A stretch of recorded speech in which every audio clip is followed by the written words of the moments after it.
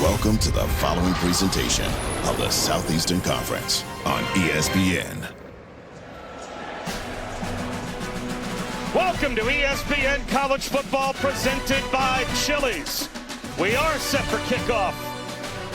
It's the SEC opener for number 9 Texas, as the Horns are in Gainesville taking on Florida for the first time since World War II. And we've got a couple of quarterbacks very much in the spotlight today, as DJ Lagway will get the ball first.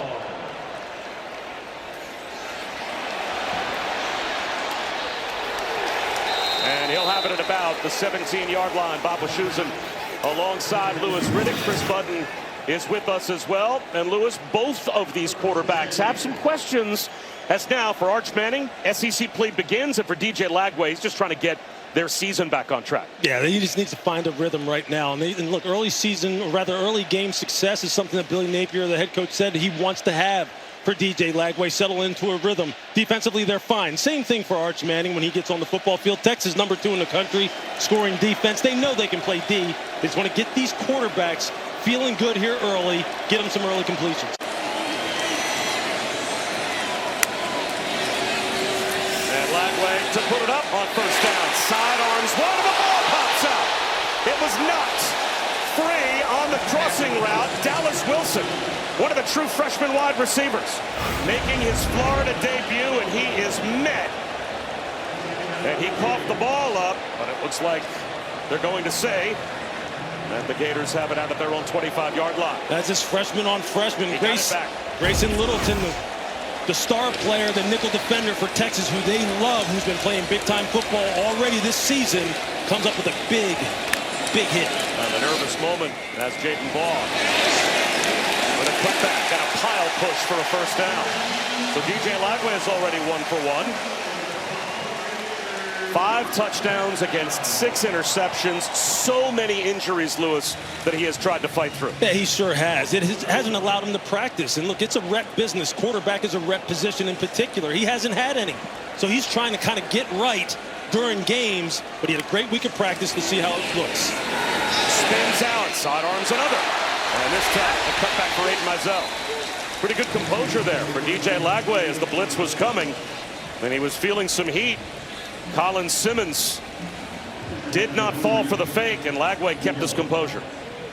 You see what Billy Napier is trying to do. Mix the run, move the pocket a little bit for DJ. The ball handling, play action type of looks to get this second level of the defense to come up to the line of scrimmage, open up some throwing window.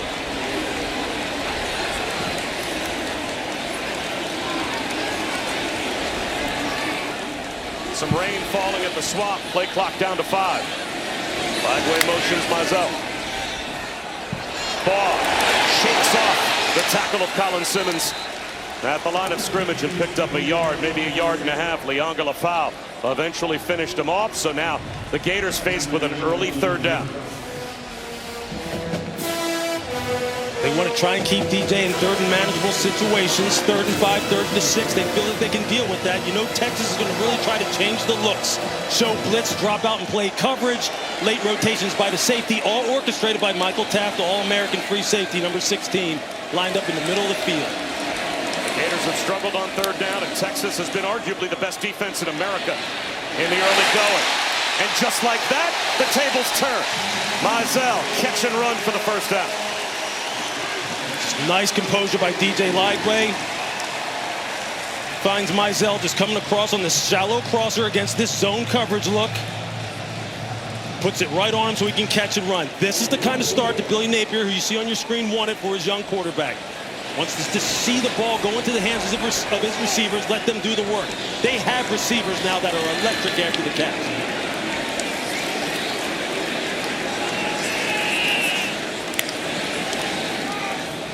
Fake the end around and bouncing off tacklers and picking up about 4 yards on the push is Jaden Ball.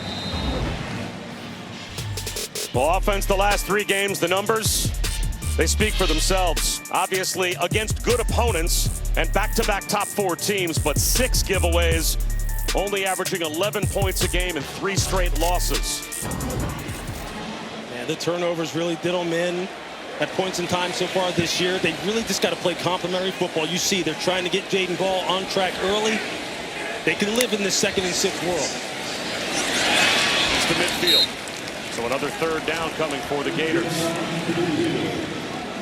You see 1st and 2nd down. How much Texas is playing 8-man front, singling up their defensive backs one-on-one on the outside.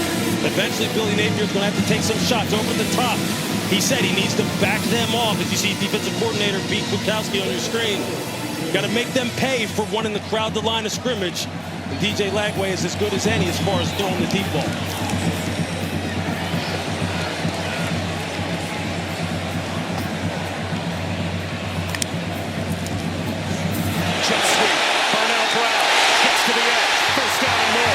Takes a big hit out of bounds as well. Run out by Littleton. Vernell Brown III, one of these fantastic freshmen. Just look how quickly he's on the perimeter. They already have outflanked Texas. When you use that kind of speed and get those kind of blocks to just seal the edge, like I said, they have speed for days in this wide receiver group. Just got to get the ball to them. Aiden Hansen in motion. Quick hitter. Dallas Wilson gets 2nd catch. This time he secures the ball and drags tacklers close to another 1st down. Aiden Gilbaugh, Jelani McDonald sandwich him at the 26-yard line. This is the first time in about 9 years, and only the 4th time in program history, that Florida has started 2 true freshman wide receivers. You can already see Vernell Brown, Dallas Wilson making an impact on this opening drive. Dallas Wilson, 6'3", 213 pounds. You just see how strong and physical he is. Jaden Ball right up the middle, into the red zone. Another Florida 1st down. The left side of the Florida offensive line, really where all their power resides. Between Harris, the left guard, Austin Barber, the left tackle. They can really run it on that side of the line of scrimmage. Not many trips to the red zone for the Gators. And look, Texas has played 3 scrimmages their last 3 games, but going back to the #1 team in America on Labor Day weekend, they started off at Ohio State. The Horns have only allowed now 5 total opponent red zone trips this year. This is only the 5th this season. And springing free and now getting inside the 10-yard line is Ball. Anthony Hill Jr. brought him down after a gain of 5.5. That's amazing. You're only allowing 1 red zone trip per game defensively, and Florida's made it look pretty easy on this opening drive. Look, they're leaning on this offensive line. Just running what they call duo. Double teams at the point of attack against the defensive tackles, and then just letting Jaden Ball use that fantastic instinct that he has to find running lanes. You saw this in the 2nd half against Miami, which was a closer game than people realize. They moved the ball against a fantastic defensive front then, and they're doing the same thing here. Ball again, patiently allowing the blocks to form up and getting to the 5-yard line. They ran 2 tight ends, ran to the strong side. Michael Taft, who's really, as you said, Captain America, right? I mean, he is the leader of that Texas defense, made the stop. It'll be 3rd down and about a half-yard. Yeah, he's about as good as they get. And down here is where he's going to really shine because of his communication skills and his football intelligence. Look, defensive coordinator Pete Kwiatkowski said sometimes Taft will change the defenses on the fly based off the way the formation is deployed. And they don't even know what he's doing, but they trust him implicitly. And they're going to need him here. Now Billy Napier calls a timeout before a big 3rd down opening drive. And it's been smooth so far for the Gators.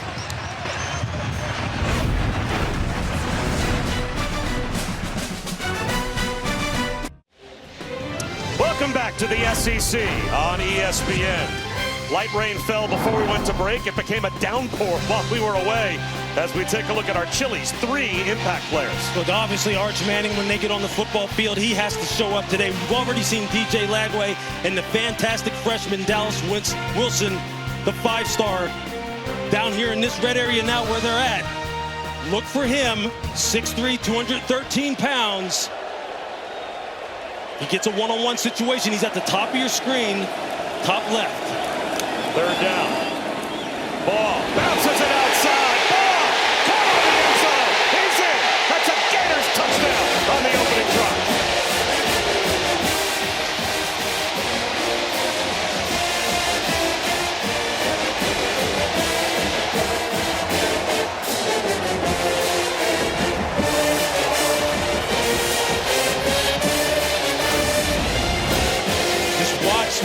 one-on-one, Jaden Ball against Michael Tapp in the hole. And you're going to see the 220-pound Jaden Ball win this one-on-one. Tapp just stops his feet in the hole.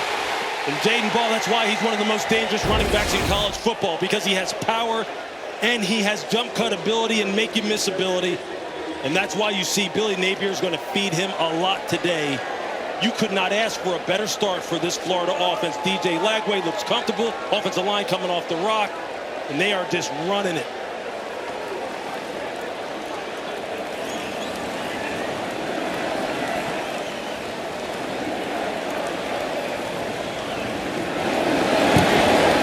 It's 7-0 Gators. A 13-play, 84-yard statement drive, Lewis, to begin. Yeah, it's about the line of scrimmage. It's about running the football. Some things will never change when it comes to this beautiful game, and it's not going to change today. ESPN College Football is presented by Chili's 3 for Me, the best $10.99 you can eat. These the headlines from the last time these two teams met. Texas, Florida, here in Gainesville in 1940. To get to Gainesville, Texas took a 42-hour train ride from Austin. Student tickets were $25. A crowd of 14,000 took the game in. And by the way, 14,000 was the biggest to watch a home game that year. And they were on hand to watch Texas win it 26-0. It was amazing to me, Lewis, to think that these two teams in 85 years never crossed paths in a bowl game or a made-for-TV game. I mean, these two brand names, 85 years without having played each other, and now they're conference opponents. That is an amazing stat. You know what's more amazing? 42 hours on a train. Like, think about that. I mean, I love trains, but man. Both of these teams trying to get healthy, Chris. Yeah, this bye week coming at a perfect time for Texas. Arch Manning able to get some more pieces around him on this offense. Running back in Travian Wiesner, who was injured in their opener against Ohio State, is back today. Steve Sarkisian telling us he is the heartbeat of this offense. And Emmett Mosley making his debut in a Texas uniform. The transfer from Stanford wide receiver is back today after tearing his hamstring during the summer. Steve Sarkisian telling us it's the physical threat and the maturity that he brings to this offense, and in this kind of crowd today. He last year was #1 in the ACC for freshmen in receptions and yards, a Stanford record for a freshman, most receptions and most yards. And now he makes the move to Texas. We will certainly see Emmett Mosley before too long. And Travian Wiesner tries to get things started, and he is met in the backfield, lost a couple of yards on first down. Swamped under by Tyreek Sapp. It'll be 2nd down and 12. And they just missed the block. Tyreek Sapp coming off the edge at 6'2", 274. He's one of the leaders on this football team. But if you like defensive front play, defensive line play, Florida is big, and they are fast to the football. Play action for Arch Manning. Long throw to the sideline, timed up perfectly. Parker Livingston has a first down. This is what that has to be an early confidence boost for Arch Manning. This is exactly what Steve Sarkisian wanted Arch to see. Just let it rip. Trust your reads. Don't play rushed. When he plays rushed, he said that's where his mechanics break down and his accuracy goes out the window. He worked hard on that in the bye week. Good start for him. Did you see a rushed quarterback? Did you see an unsure quarterback when you watched getting ready for today? Absolutely. Look, when the first read was not there and he was trying to work his way through his progressions, you saw his feet just get all over the place, lower body not tied to his upper body, and his accuracy suffered. He said, look, just trust the fact that you know what to do. He said he's one of the most cerebral guys he's ever coached. He knows this offense. He makes these throws all the time in practice, and Arch said himself, I just need to let it rip.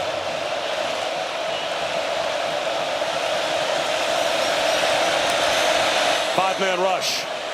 The pocket forms. Arch Manning takes off with a ball fake. He's cut down, but picks up a first down. To the Gators' 40-yard line, Bryce Thornton made the stop. And this is one of the things that defensive coordinator Ron Roberts was afraid of. He wants to keep Arch in the pocket. He wants him to have to play the position from the pocket because you see what he can do with his legs. Play action fake. Hit. Gets back to the line of scrimmage, maybe gained a yard. Miles Graham collapsed the pocket. This is a good example here of this playing with good rush lanes, playing tight coverage down the field. He may have had DeAndre Moore coming across the field, opening up late. Maybe missed him, but again, they want to keep him in the pocket, see if he trusts his instincts, trusts his reads. Keep him in these kind of second and third and long type of situations. Emmett Mosley, widest to the near side left, bottom of your screen, his first snap. Manning looks that way. Tip ball! He tried to force one in to Emmett Mosley. Now it's going to be third down and long. Jaden Robinson with the deflection. This is an example of Arch Manning staring down his primaries, waiting for it to come open. It's too easy for the defense to read his eyes and jump the route. That's the kind of thing you've seen on tape come up. He cannot just stare down primaries against a defense this good. Now you got him in third and long type situation. This is where they can get a little tricky as far as their zone blitzing schemes, sending extra pressure. Here comes the blitz. Arch Manning on the move. Directing traffic, throws it away. Not in field goal range, you wouldn't think, as Brian Taylor forced the throwaway with pressure. Just a nice job of playing a four-man rush with a spy designed to keep their eye on Arch Manning. And that time was linebacker Jaden Robinson. Good coverage down the field, across the board. He had nowhere to go with the football. It's good, fundamentally sound defense by the Florida Gators. The rain has stopped. That'll help Vernell Brown III, the true freshman punt returner. As Jack Bomeister tries to pin the Gators deep. And he may. Did it break the plane? That's what the officials have to decide. It looks like Texas may have saved it. Did the football get to the goal line? It's a touchback. They couldn't keep it out of the end zone. They're almost playing like a game of hot potato down here, just making sure that this ball doesn't break the plane, doesn't break it there. Oh.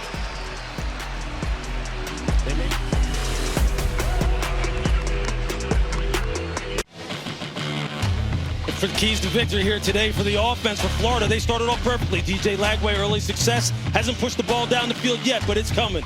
For Texas defense, they want to coverage the skies and hit the quarterback. That's a long football game. They still have opportunities for their offense.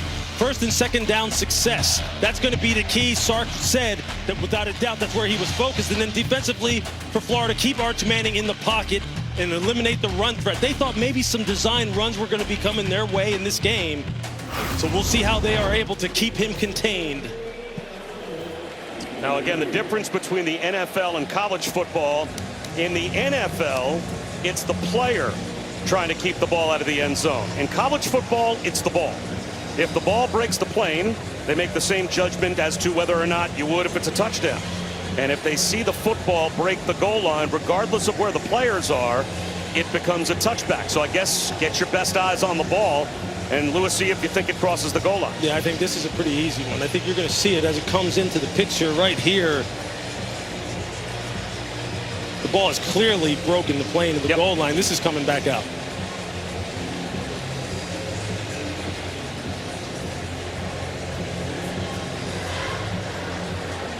In the NFL, you'll often see players kind of tight roping the goal line, doing whatever they can to stay out of the end zone, and even saving a ball that could be well over the goal line and throwing it back into play. Well, in the NFL, you can do that. In college, it's one of those subtle rules differences. The player can be fully in the end zone as long as he saves it back to the field of play before it breaks the goal line. It would be downed inside the one. We've got our rules expert, Jerry McGinn. He can weigh in. Jerry? Yes, the back judge is in a perfect position. He throws his beanbag in the end zone, indicating that the ball did break the plane. So replay is going to need indisputable video evidence that it didn't. But every look that we have, the ball is clearly in the end zone. This ball should go to the 20-yard line. And it looks like they have come to a decision. After video review, the ruling on the field is upheld. It's a touchback. First down, Florida. So the Gators will indeed have it out at the 20-yard line.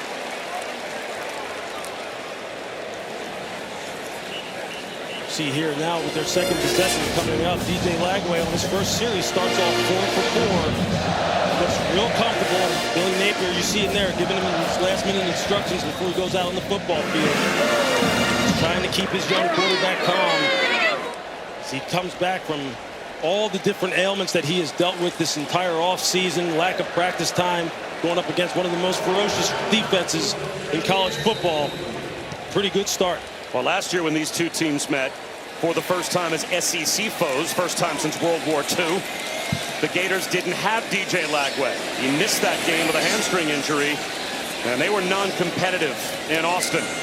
But he helped put together an outstanding opening drive, and now off play action, he's got another wide open receiver, J. Michael Sturdivant. Let's go down to Chris. This has been the first week that DJ Lagway has been able to practice good on good.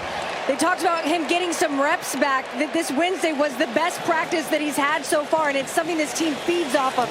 When they see him healthy, when they see him playing well, everyone else around him gets this little bit of extra juice.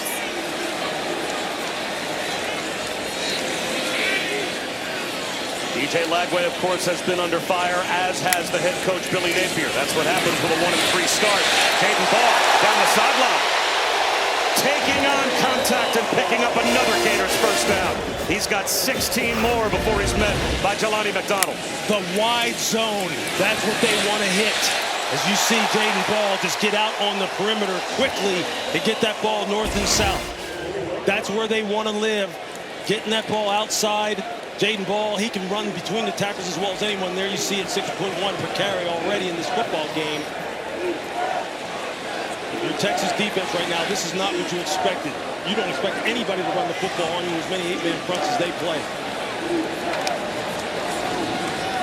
Ball again. Another piece. Great balance with the stiff off. Steps out of bounds with 12 more. The left side of the offensive line just absolutely doing work right now for Florida. You're just going to see it. You're going to see a pull by the right guard, Damian George. And you see the left side of the offensive line just cave down the Texas front. Jaden Ball having some just obvious creases to exploit, and he is going to do it again. You saw glimpses of this in the second half against the Miami Hurricanes, and they're going right back to it. They know that they can run the football when they are committed to it. And right now, it's only going to help their quarterback settle into his own rhythm. Now a true freshman, Duke Clark, in a tailback. He gets a chance. He sticks his foot in the ground, and he's got 8. There are true freshmen all over the field for the Gators. Wide receivers Vernell Brown and Dallas Wilson, we've already seen them. And Duke Clark, in the absence of Jacoby Jackson, becomes the primary backup to Jaden Ball. You just see that quick cut, stuck that right foot in the ground and got upfield. If you're Steve Sarkisian and the defensive staff for Texas, you're sitting there going, what is happening right now? We've got to get off blocks. We've got to play stronger at the point of attack.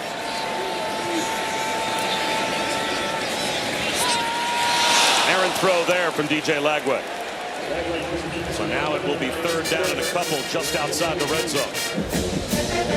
You know, Billy Napier was on the hot seat last season with back-to-back wins against ranked teams when he beat late in the year LSU and Ole Miss. And here at the Swamp basically ended the playoff hopes for Ole Miss. That at least got him paroled a bit. A 1-3 start this year. It seems like he's right back on the hot seat and then some. But if you look at the Gators schedule, a lot of opportunities to get yourself back in the good graces of Florida fans if you can win some games, because if they're playing a ranked opponent basically the rest of the way. Starting with a top 10 team today. Here's Duke Clark. First down. Again, you're seeing a theme develop. When the Gators really want to run it, they're going to run behind the left side of this offensive line. They're going to run behind the Outland watch list candidate, Austin Barber, the left tackle.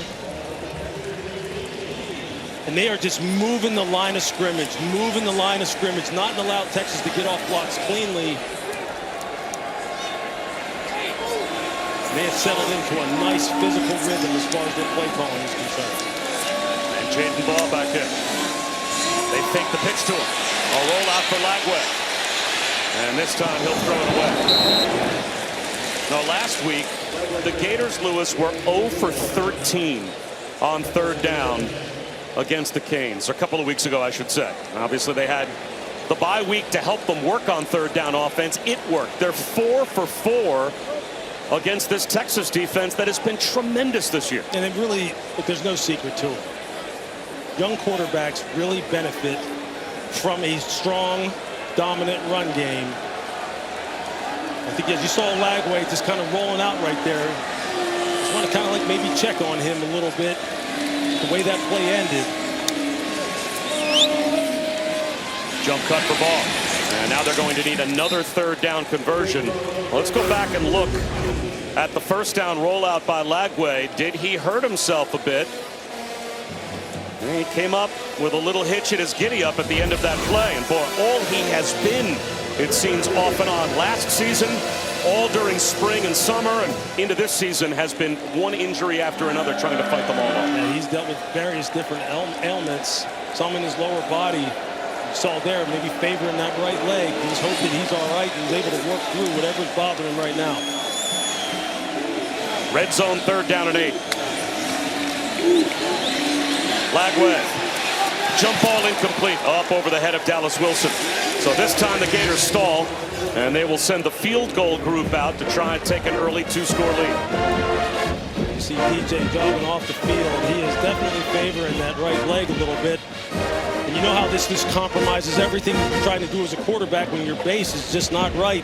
He's a right-handed quarterback. His right leg is his plant leg. This is something to watch as this game goes on. Last year when he had the hamstring injury, even against LSU, they basically just made him a pure pocket passing quarterback, and they managed that game and won it without the element of Lagway running it at all. So they've been here before.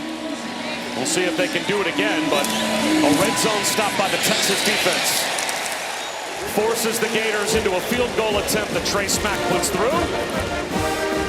And it is 10-0 Florida. For 20 years, Allstate has celebrated every field goal and extra point made at participating universities by donating to the university's athletic scholarship fund, supporting all student athletes. Thank you to Allstate. That's a great start for the Florida offense, in spite of the fact that they settled for 3 instead of getting 7. The confidence has to be there after the first month of the season. There was no confidence shown by their offense. Yeah, there's some nice complementary play calling going on by Billy Napier right now as far as the run game and the move the pocket game, the play action pass game. You know that they have wide receivers that can really do things with the ball after the catch. The key here is just the quarterback. It's DJ Lagway and his help. Now the Texans getting their second crack at it. It's kind of the same thing for them. They're a little beat up at running back. They got to get their running game going, and they got to get Arch settled in and get him playing on time and playing in rhythm and trusting what he sees.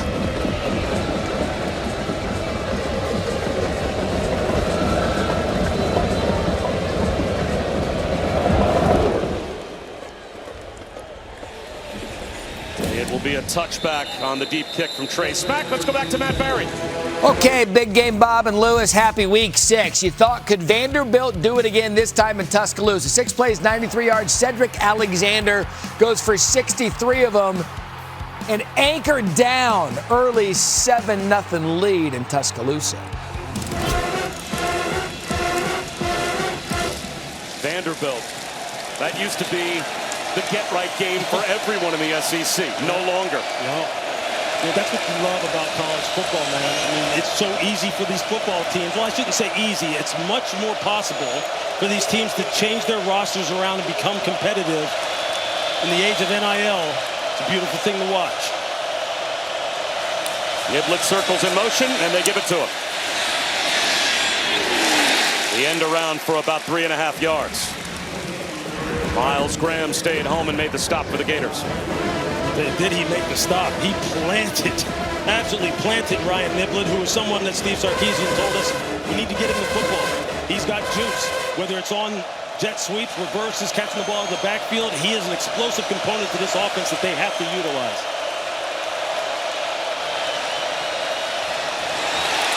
Quick hitter into a very tight window to Ryan Wingo, the leading returning receiver from last year for the Horns. Makes it 3rd down and short. Such a dangerous throw. Corner Cormani McLean thought he had a pick 6 opportunity coming up. Arch fitted in there. Whew, that was close. And that takes us down to the end of the first quarter. The Gators with a 2-score lead. Texas has the football. These types of 3rd downs, get some points on the board. Thanks, Rick.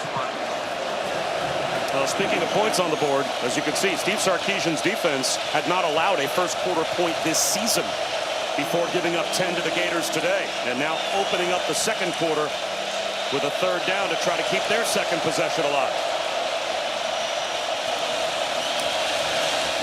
Straight quarterback run for Arch Manning. He's got the first down. He is an athlete, but is the discipline with his eyes there, Lewis, in the passing game? Well, I think for him right now, he just needs to not lock in too hard on his primary receivers and draw defenders to where he's trying to throw the football. Be able to scan the field efficiently, not panic, not rush and compromise his mechanics, but get through his progression so he can find the open guy. Can he lock in there? Instead, he comes back over the middle and absolutely planted. There's the tight end, Jack Endries. Is trying to run a little tight end middle screen. The Endries coming across the middle. Jaden Woods was there. You see, they were locked in on it though as a defense. But this Florida defense plays with good eyes. They like to play a too-high shell, keep everything in front, not give up explosive plays, and let their big guys up front handle the run. Gators show blitz. Manning under some pressure. The ball comes out sideways. He was hit hard as he let that one go. Should be an incomplete pass, I would think. And third down and long. Cameron James hammered Arch Manning, and he's shaking out his throwing arm. I mean, you're going to see it here. Big number 93, Mekhi Bourrier, just getting a good clean rush at that 3 technique spot and getting good pressure in the interior. And then you see Cameron James is coming, clean it up because they had everybody locked down in the secondary. This is where Sark doesn't want to live. He doesn't want his young quarterback here in third and long situations. Gators bring a simulated pressure.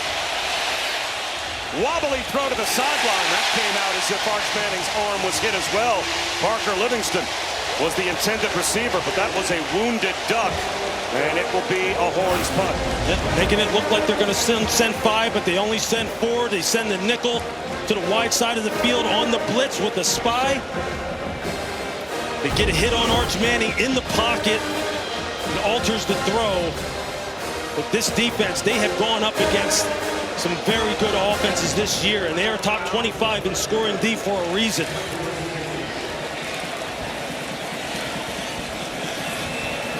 For all the struggles of the Gators offense over the past 3 weeks, their defense, and Billy Napier said it as that punt rolls into the end zone for a touchback for Bomeister, said, we're playing championship level defense. We just need consistency from the offense. They've got 10 points on the board and the ball back already.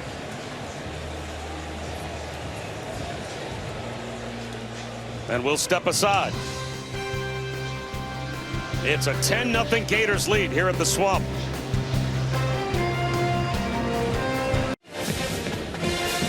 We are back in Gainesville, and you're watching the SEC on ESPN. 10-0 Florida. They've got the football, and they've got their quarterback in there, DJ Lagway, on the field, although Chris Budden, that was a question. He was in the injury tent for a bit. That spent about 4 minutes in there, came out, took some pain medication, tested that lower body on the right side, said he was good to go, went up to the offense and said, I am fine, let's continue this. He's got Duke Clark to his right. Sidearms a screen instead, tipped and caught. A nice job to jump cut, stay in bounds, and turn nothing into something by Aiden Mizell. And he is finally driven back, but what an effort. That's a long throw, opposite hash on that wide receiver quick route, and Mizell's able to just get that ball down. You see where he's thrown this from. The college hashes are wider than the pro hashes. And you see he almost airmails that thing to the sideline. Mizell able to save it, pick up positive yardage. Almost looked like a second baseman turning 2, kind of sidearmed it out to the edge, and a good catch, concentration from Mizell. And they get second down and 6. Clark. They are running on the Texas defense. Flag thrown from the secondary. It would be the first penalty if it is accepted. Grayson Littleton made the stop. would be a Florida first down, but we'll have to check the marker. You're either going to get a holding or hands to the face. Michael Taft and Eugene Wilson were going at it. During the run, personal foul, hands to the face. Defense, number 16, 15-yard penalty added to the end of the run. First down. So Michael Taft picks up the personal foul. I mean, he is a fifth-generation Horn. Grew up at Austin, dreaming of playing for Texas. And you're going to see Michael Taft right here just taking on the block and trying to ward it off. You see the right hand gets up in the face mask. You see the helmet just turned to the side. Look, Texas right now is in unfamiliar territory. They're having this ball run on them like nobody has done so far this season. And they have got to figure out a way to stop the bleeding. Otherwise, it's going to just lead to DJ Lagway taking shots. Play action, Lagway up the seam. Lost ball. It is a turnover. Anthony Hill heading the other way with the fumble recovery. Hayden Hansen couldn't hold on and coughed it up before he went down. Just what the Texas defense needed. The ruling on the field is a fumble recovered by the defense. Hayden Hansen with the catch. He's got 2 feet down. He's about to make a football move. He starts to go upfield. He's got the ball secured. And that's a catch and fumble. What a fantastic play by Anthony Smith, the linebacker. They are 6 deep at the linebacker position here at Texas. Play a lot of bodies. You see they're just punching the ball loose from behind.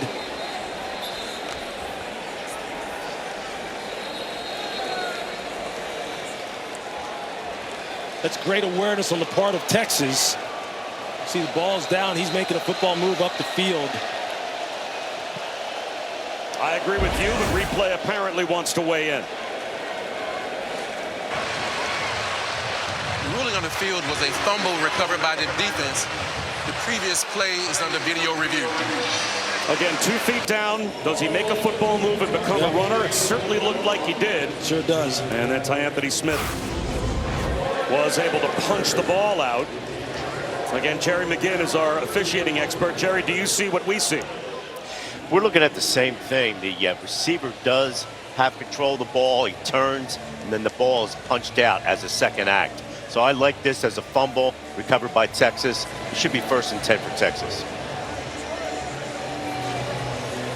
Those are the kind of things as a defense that you practice so you can be intentional about it. And you're looking for it in these kind of opportunities. Ways in which to give your offense more reps, more series with the ball in their possession. Defenders in today's modern game have perfected this, being able to punch the ball in all different environments. The ruling of a catch on a fumble is upheld. It will be first down Texas. So that's a takeaway for Texas. They have at least 1 takeaway in 28 of their last 29 games. They were number 2 in America last year with 31 total takeaways on defense. And remember, this is a defense that lost, among others, 5 players to the NFL in the top 4 rounds, including 3 players in the top 2 rounds. So they have done an amazing job of not just restocking, but reloading their defense. And now Arch Manning has it in plus territory. Wisner. 2 yards. Tyreek Sapp, another stop for Florida. It's just going to be tough sledding inside running this football. Sark said we got to create angles for our offensive line. You know, maybe more gap scheme with down blocks and pullers out on the perimeter to get some angles for his offensive line against this big Florida defensive front. Sark, one of the best play callers in all of football. He's going to use the run to set up the pass. They've got to get some shots down the field and get Arch Manning into a groove.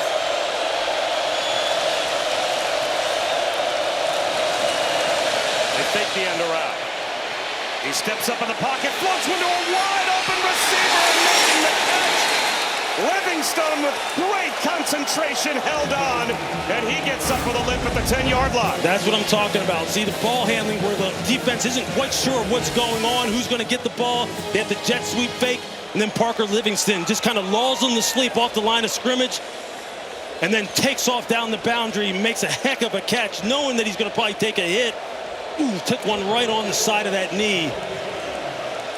Parker Livingston has made big plays for Texas so far this year. So that is Arch Manning's roommate, Parker Livingston, over on the sideline after a 33-yard gain to make it 1st and goal, Horns. Wiseman to the 6-yard line. It'll be 2nd down and goal. That's about the best push that we've seen this Texas offensive line get at the point of attack so far. Had 2 double teams, then you see Wiseman just hit that ball downhill.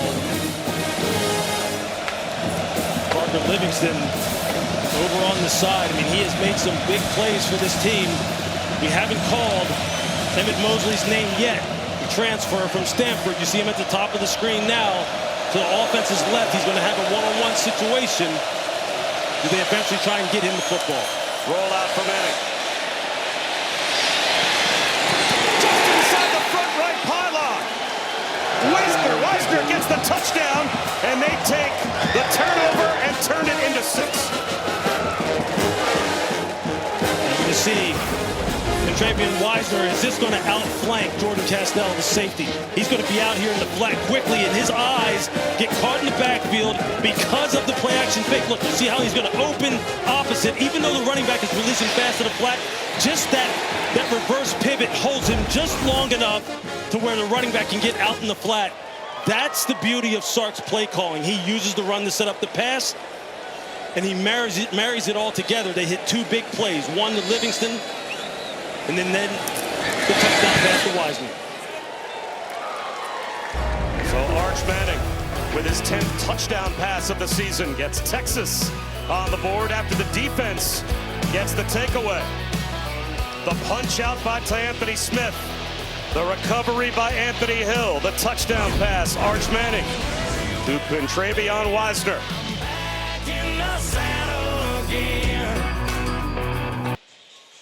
Earlier this week, the V Foundation's partner, Bristol Myers Squibb, completed their annual Coast to Coast for Cancer bike ride.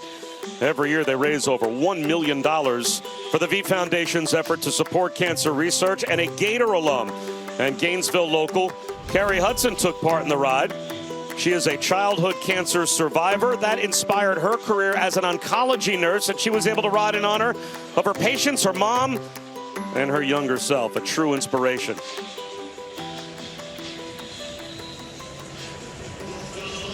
So Texas on the board. Points off turnovers.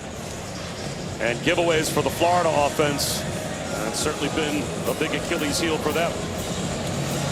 They're about to get the ball back. We'll see if they respond. Burnell Brown, returnable inside the 10-yard line. Out of bounds shy of the 25. Coming up at 7:30 Eastern on ABC and the all-new ESPN app. For the first time in about a decade, the Sunshine State rivalry matchup is a ranked versus ranked matchup between Miami and Florida State. As that rivalry game, Lewis, starting to feel a little like the old days when the Gators, or when the Canes and the Noles are both ranked, as we saw Florida State go down in overtime last Friday in Charlottesville to Virginia. We'll see how they bounce back. Yeah, that's a big statement game for them. The test of their resilience. You know that emotions are going to be flying high. We take a look at young DJ Lagway. Just how is he feeling? Is he able to continue that hot start that he's had? From the pocket, swings one wide to Brown. First down. Burnell Brown is just so electric with the ball in his hands, man. I mean, this is a young freshman who's leading this team in receptions and yardage. 4th in FBS among freshmen in all of the country. Just can make everything happen with the ball in his hands.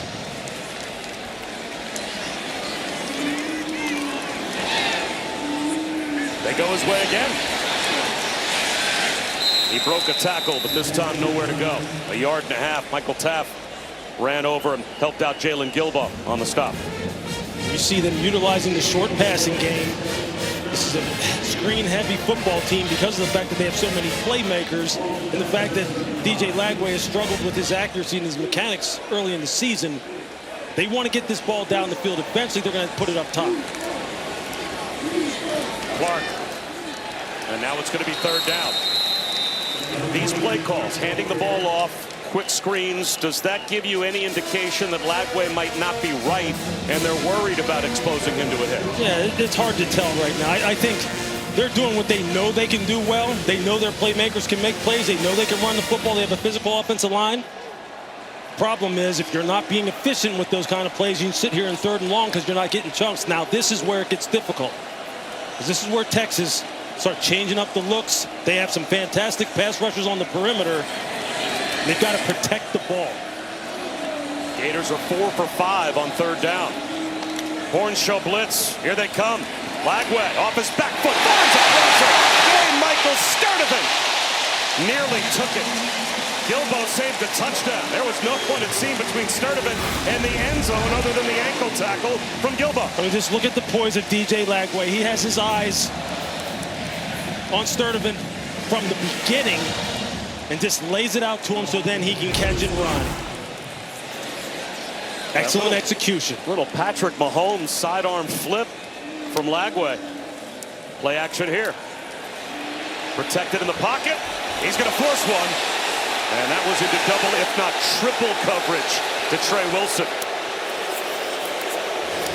Xavier Filsity and Cade Phillips both back in coverage for the Horns. You see the Texas DBs, he threw that in the triple coverage, as you mentioned. You see the Texas DBs are just trying to play the ball. And there's no obvious pass interference there. That's the kind of decision, though, that DJ Lagway can't make. We've seen that happen so far this year, where he gets locked in as well, and this will force the ball into dangerous situations. That's what they can't have.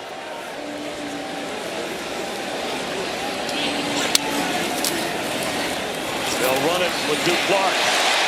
He's got a first down. Gang tackled, but picked up 11.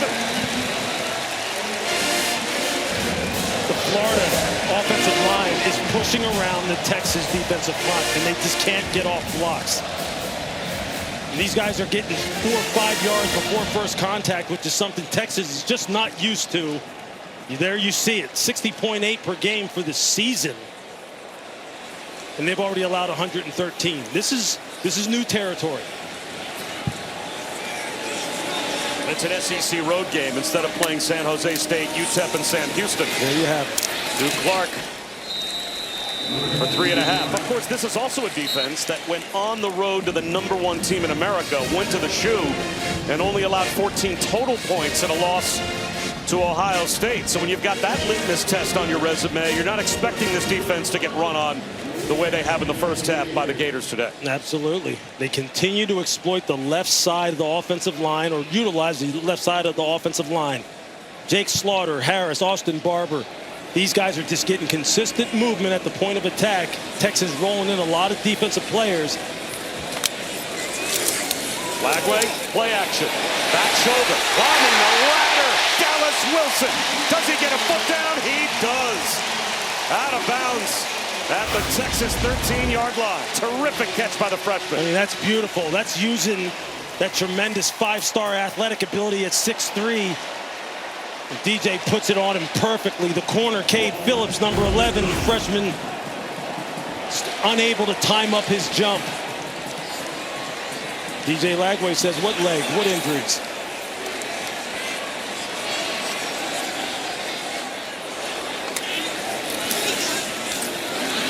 Duke Clark bounces and then gets driven back. Picked up a yard. Cade Phillips, another true freshman on the Texas back end of their defense, came up to make the tackle. And look, they are just loaded with guys, with athletes and body types in the secondary at the second level. They're going to use them all. Florida has come to play. These running backs ball, and there you see Duke Clark just running the football with authority. This offensive line is coming off the football with leverage and power. Jaden Ball now back in after Clark picked up nothing on first down. And now another timeout called for the sideline by Billy Napier, and he's not happy. He is turning around, I think, to his offensive coaches, angry that he had to call that timeout under 5 minutes to go before halftime. Florida.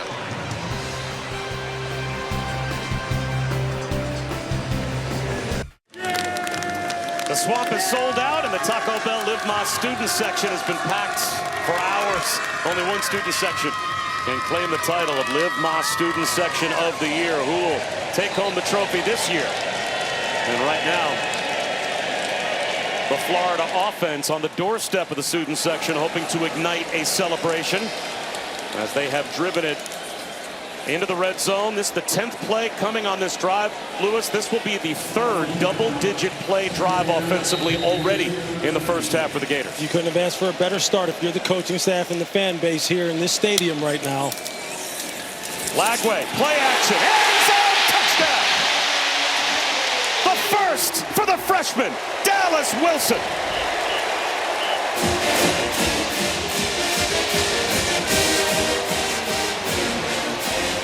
You just see the young freshman, Dallas Wilson.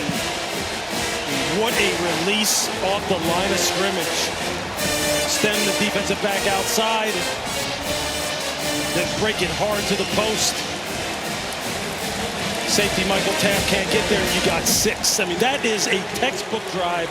Marrying the run with the pass. Efficient, methodical. That's high-level football.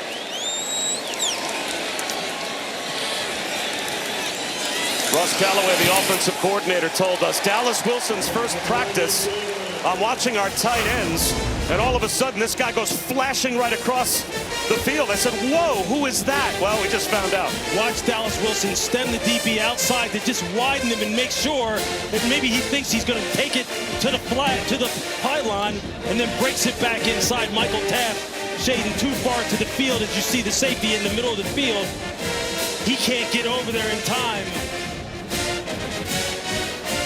See the corner, Kobe Black. He's maybe expecting Michael Taft to be a little bit more shading to his side because he's playing outside leverage. You can see his body language after the play. That's an adjustment they're going to have to make on the sideline. As Lagway gets thrown to the ground. That right leg clearly bothered him. Doesn't want to put any weight on it as he gets up, but he's gutting through it. Man, what a start for this Florida offense. For DJ Lagway now.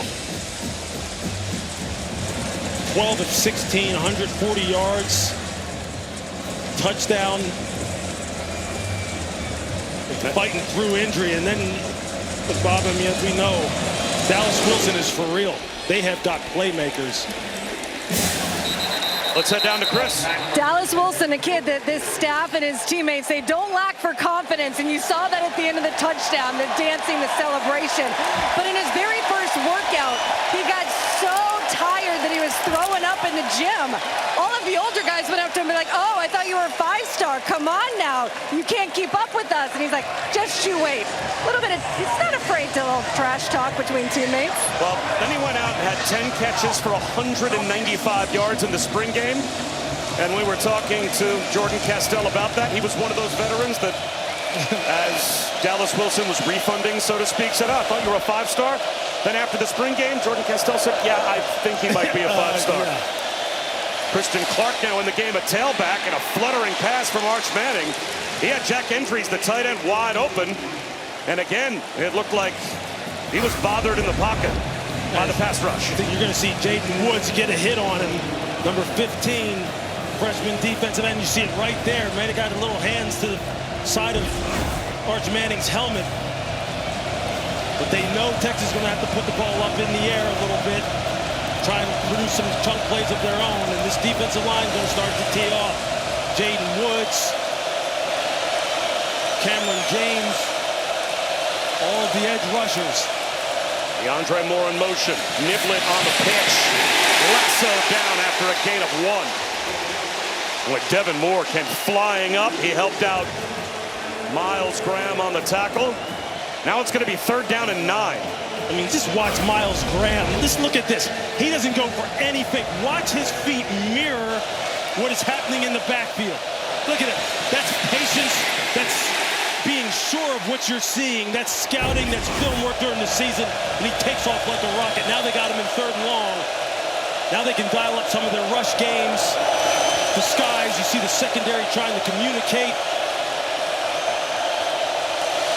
Gators show blitz. They're coming off the edge. Pocket collapsing.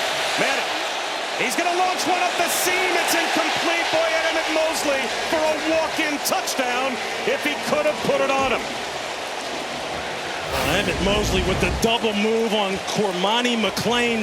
You can see it at the right side of your screen. He's able to move up in the pocket. He ran a little out and up, and he was wide open. That was going to be a house call. George Gums, you're going to see him coming to the screen late here, number 34, and he gets his hands up on Arch Manning, and he's not able to really set himself and throw the football. Now Jack Bomeister drops his field position, and they block the punt through the back of the end zone for 2. Special teams strikes for the Gators.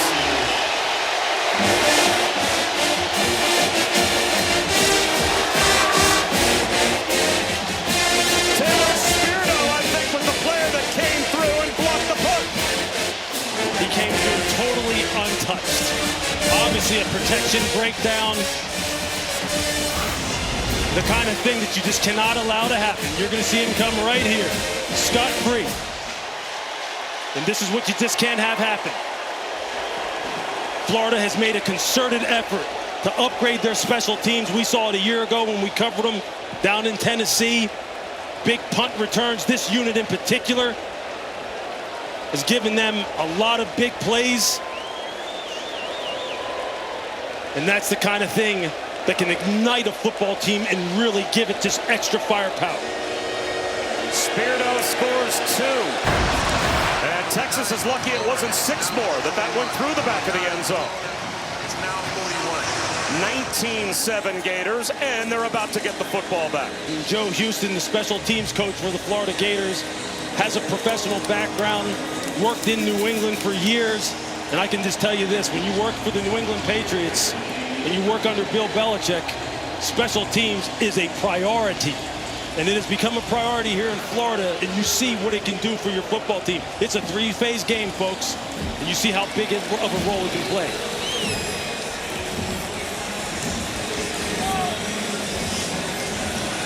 There he is, special teams coach Joe Houston right there. Talked to him at practice yesterday. He is full of energy. He knows how big of a role his unit can play in an SEC showdown like this. Burnell Brown from just inside the 20.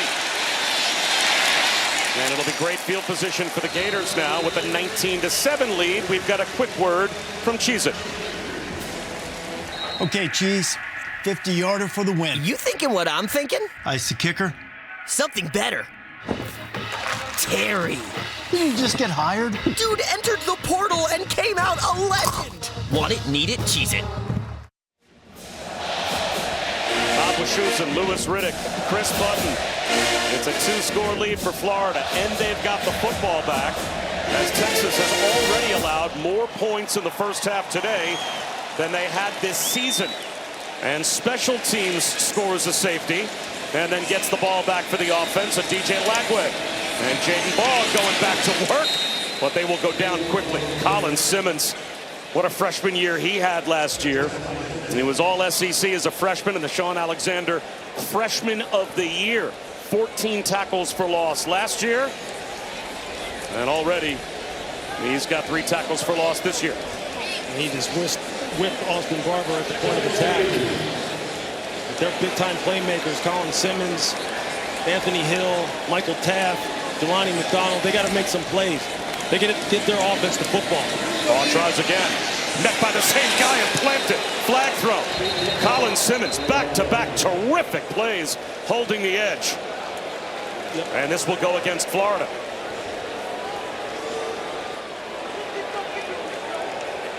Well, they were right at arguably Texas's best. And Colin Simmons said no twice. I mean, this is just good on good right here. Just watch it. Arguably Florida's best offensive lineman tackle Austin Barber. You see Colin Simmons. You see the hand use, the extension. 10-yard penalty. Second down. And the getting off blocks like he knows it. He knows he's one of the best players in the country as far as edge players are concerned. He's got ideal measurables. 6'3", 240 pounds, just scratching the surface. of his awesome potential. Surprised at all that Sark took the penalty. He gives Florida the down back after Simmons had made another terrific tackle. It would have been 3rd down and long. It's 2nd down and long. Draw play for Jaden Ball, and it worked out. It's another tackle at the line of scrimmage. This is getting to be a record with a skip in it. It's Colin Simmons. What did we just say? The big-time playmakers like Simmons, like Anthony Hill. He's just taking this series over. Like Michael Taft, they have to start showing up and making plays. Maybe produce more turnovers. How about TFLs, tackles for loss? That's 3 big-time plays in a row. Big time. Is that just what Texas needed to after giving up the safety? Imagine if the Gators put together another scoring drive before halftime. Sark is saying, I need field position. And they do have to snap it before the 2-minute timeout. They'll run a screen to Jaden Ball. It's a flashy play for Jaden Ball, but nowhere near picking up the 1st down. That will take us down to the 2-minute timeout. So Texas will get another chance with the ball before halftime. This is the 2-minute timeout. Grayson Littleton going, where'd he go? This great athletes all over the field. Just a classic SEC showdown. I'm Matt Barry. Coming up in the Lexus halftime report, highlights from around the SEC, including Vandy looking dandy again against Alabama in that rematch. And I got to tell you what we're keeping an eye on at the Rose Bowl. Nico Iamaleava and UCLA are blowing out 7th-ranked Penn State. Highlights of that and more coming up at half. What? What's happening at the Rose Bowl? It's one of those Saturdays, isn't it? Wow. Alabama on the ropes, Penn State on the ropes, Texas on the ropes. That's why you love football. You got to line up and play. Long way to go in all these games. First punt for the Gators. Tommy Doman skies it. And there's a bump. I think one of the Texas players got blocked into Ryan Niblett as he tried to come forward and make a fair catch. And if it's his own player, it's not kick-catch interference. So this will back the Horns up inside their own 15-yard line. Arch Manning will go back to work now, Lewis, on a drive that feels very important before halftime for the Longhorns. Yeah, it does. There he is, 6 for 12, only 63 yards. Maybe missed a big shot to Emmett Mosley, although he was getting hit on the release. But he's had some good moments. He's also had some moments that look the same as they've looked all season long. Locking in the primary targets, delivering the ball off target. See if he can put together a drive here before the half. The long field to deal with, but has all 3 timeouts. A little slow at the mesh point with Weisner. And he only picked up a yard. Ryan Taylor was there to bring him down for Florida. So Texas will run their 2-minute offense, it appears. A little deliberate, down to a minute and a half to go. They do start the 3rd quarter with the ball as well. So a chance to put together back-to-back scores. As Manning will throw, but this play blown dead. It's going to be a false start. False start. Offense, number 74. 5-yard penalty. 2nd down.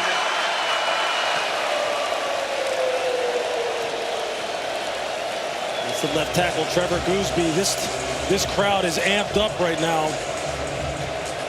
On the play previous, they averted disaster. Arch Manning, Contravian Weisner, they almost messed up that mesh point. That ball could have been on the ground. Florida could have had the football maybe going in again. They got to be careful here. Ball security is important. Now the officials are getting together, as I believe there may have been, with a false start and the clock running, an opportunity for a 10-second runoff here.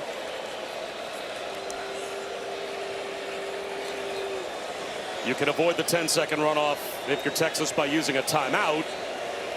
I guess they're giving that option to Steve Sarkisian. Now the opposition can say we don't want the 10-second runoff. They want to leave the time on the clock if you're the Gators. Texas has declined timeout to avoid a 10-second runoff. Would Florida want the 10-second runoff? Please reset the game clock to 1:19. Run 10 seconds and be 1:09 on the game clock. I would think the Gators would probably want maximum time on the clock as they've got Texas back to second and 14. As they still have a timeout to use.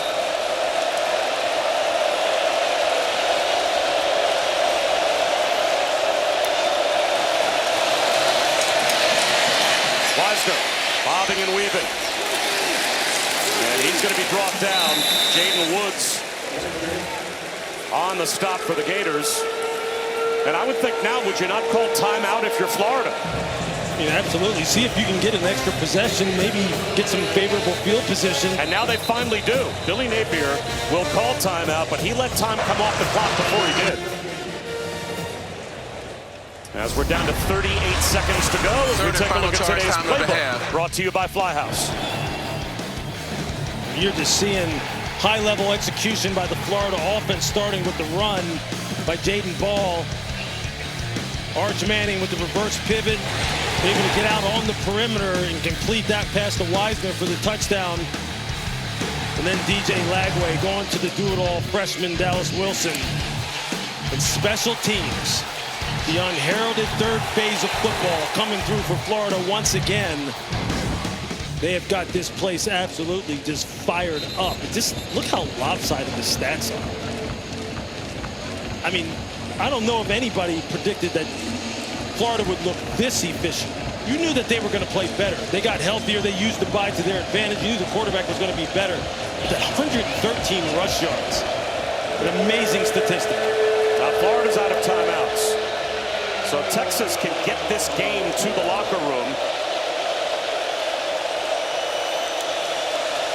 But Manning's going to throw. And he's going to get thrown down all the way back inside the 5. The sack to Brian Taylor Jr. Well, with the Gators out of timeouts, that should end the first half. Just watch this. It'll be a regroup for Texas at halftime. Watch this pass rush. It's artwork. Arm over. And just assault the pocket. Connor Stroh has no chance when you're rushing with that kind of technique, that kind of power. And Brian Taylor Jr., 6'4", 294. Look, we said this defensive line for Florida was big. They were physical. They can handle the run. And they are dialing up the pass rush against an offensive line that Texas has a lot of questions. So Texas will start the third quarter with... Welcome back to ESPN College Football presented by Chili's. This is the SEC on ESPN. Set for the start of the third quarter. Texas will have the football, and they need a score. 19-7, they trail the Gators. Bob Wischusen alongside Louis Riddick. Chris Budden is with us as well. The story of that first half, it seemed, at the line of scrimmage, Florida was the better team. They sure were on both sides of the ball, but in particular on defense, they have really caused Arch Manning a lot of problems with their ability to really just cage the quarterback, keep him in the pocket, just like defensive coordinator Ron Roberts told us that he wanted to have accomplished in this football game. And here you're seeing it. They're winning their one-on-ones. You see the defensive ends rushing up the field, but not getting too much depth as far as letting Arch be able to step up and maneuver outside the pocket. And the result is just that. 87 total yards for Texas. Only 4 first downs to 263 for Florida. That's as good as you could ask for.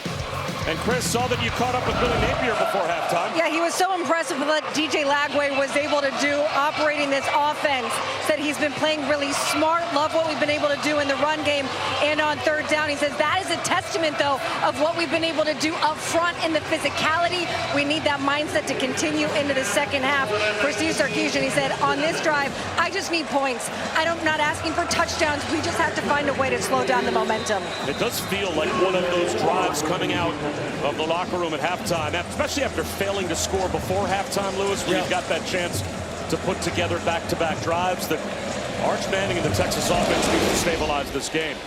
And there's a flag thrown on the kickoff from Trace Mack. I think flag was tossed all the way back at the 35-yard line, so Florida must have been offside. I mean, you can tell Sark right now wants his football team to show some life and show some spark on the offensive side, so this doesn't start to snowball. Kicking team number 22. 5-yard penalty from the touchback spot. First down. Is that lean on Arch Manning in the pass game? Is that leaning on With Travion Wisner in the run game, where play calling wise are you trying to go here? It's a total comprehensive effort, and you know it starts up front with this offensive line, and right now they're not able to get any rhythm running the football because of Florida's defensive line just controlling this game. They've missed some big shots in the passing game, but Arch hasn't had a whole bunch of time. He's been harassed as well. It starts up front and works its way back from there. We'll see if it plays out. And it's good to see Parker Livingston back on the field at the bottom of your screen. They'll run it with Wisner.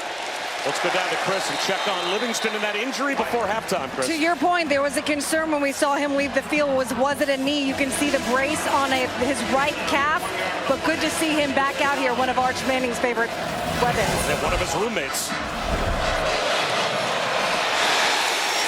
And that's a dangerous shot right there that could have resulted in a major injury. It's a good thing that he's able to walk away from that. And now he's the motion man.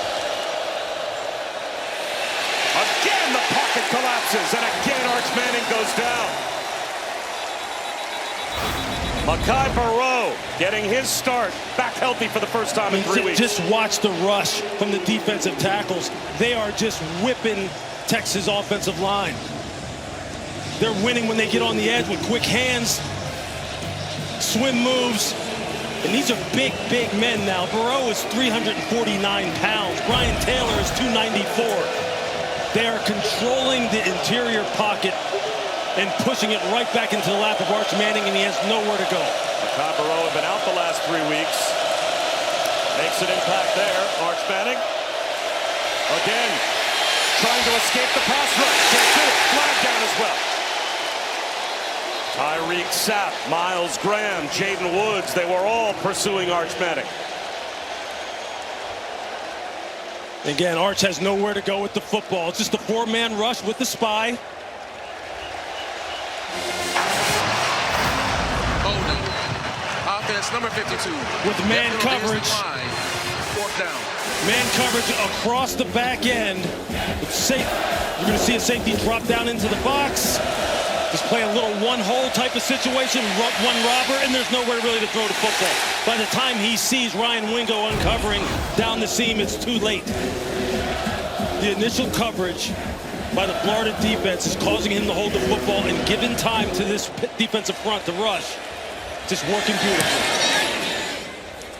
Ernell Brown watches this punt take a bounce up the sideline, fields it, and saves his team some yardage in the process. You can kick off your NFL Sunday with the Countdown Crew on ESPN before a must-win game for the Ravens. Adam Schefter will have the latest on Baltimore playing without Lamar Jackson. And then the Jaguars host the Chiefs on Monday Night Football at 8 Eastern. Peyton and Eli once again on ESPN2, where Chad Powers himself, actor Glenn Powell, will be a guest on the Manning Cast. So that's the first Chad Powers with the new Chad Powers. They'll both be there on the Manning Cast during Monday Night Football.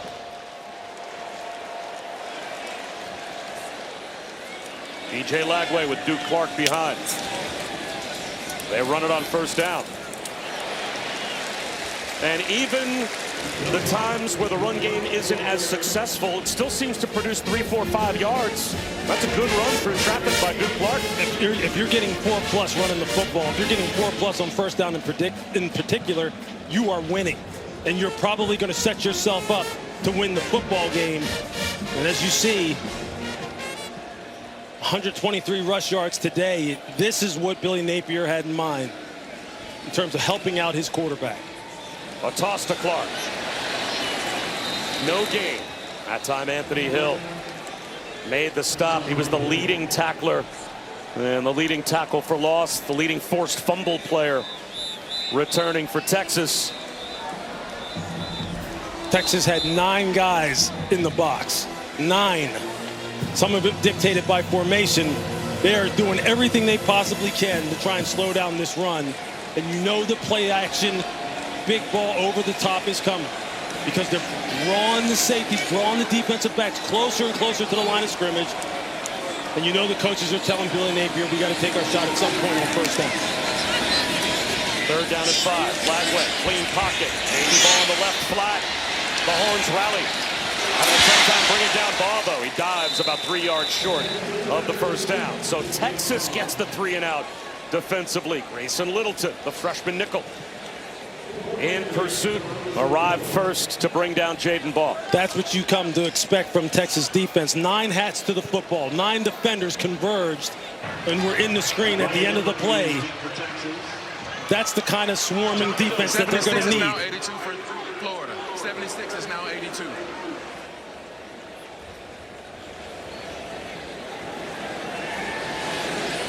Tommy Doman to punt for the second time. Ryan Niblett watches it float out of bounds. And it's up near the 30-yard line of Texas. The Horns will start at their own 35 when we come back.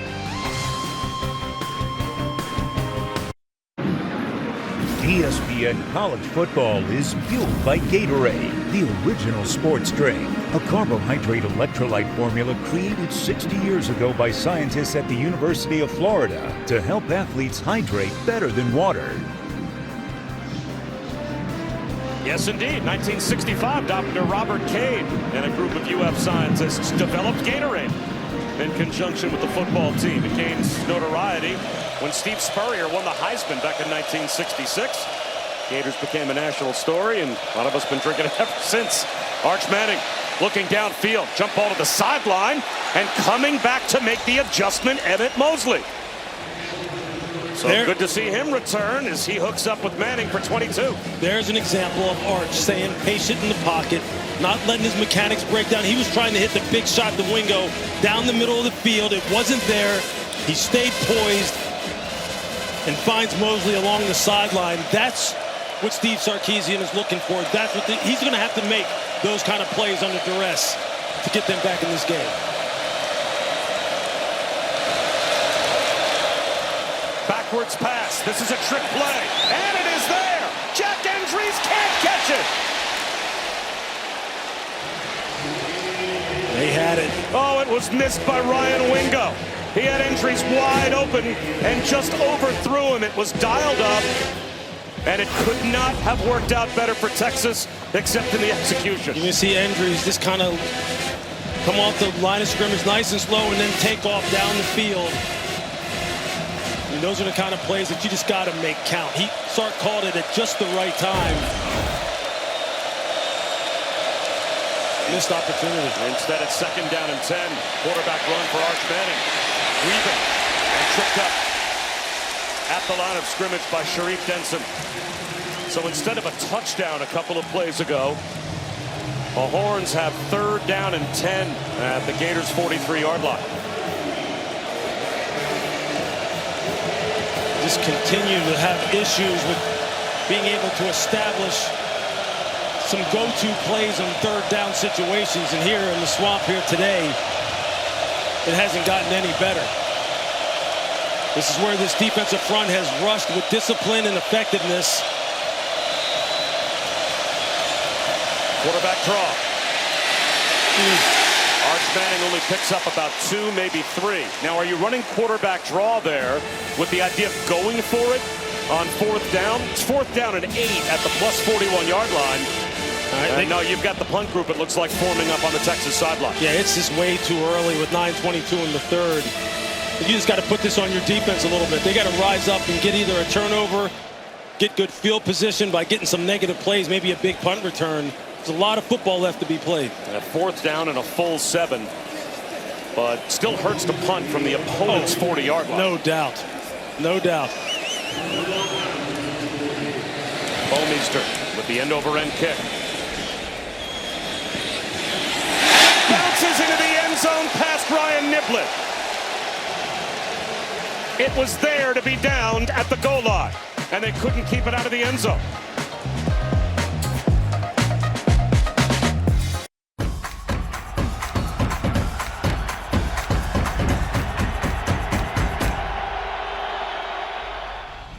Here's today's Player Spotlight, brought to you by Cintas. Yeah, it's all about sophomore Jaden Ball. Fantastic sophomore running back. He has just run the football with aggressiveness, toughness, great vision here on this wide zone. You see a little bit of the speed. And then the aggressive finish. And just look at the feet here in the hole. He makes the All-American Michael Taft just grasp that air.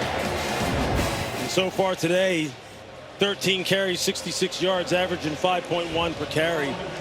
That's just what the football gods ordered for DJ Lagway. A complementary run game, an explosive passing game, an explosive, efficient passing game. And that's how you have a 19-7 lead. Jaden Baugh, the leading rusher last year as a freshman for Florida. He was all SEC on the freshman team. Pre-snap penalty will cost the Gators 5. False start. Offense, number 58, 5-yard penalty. First down.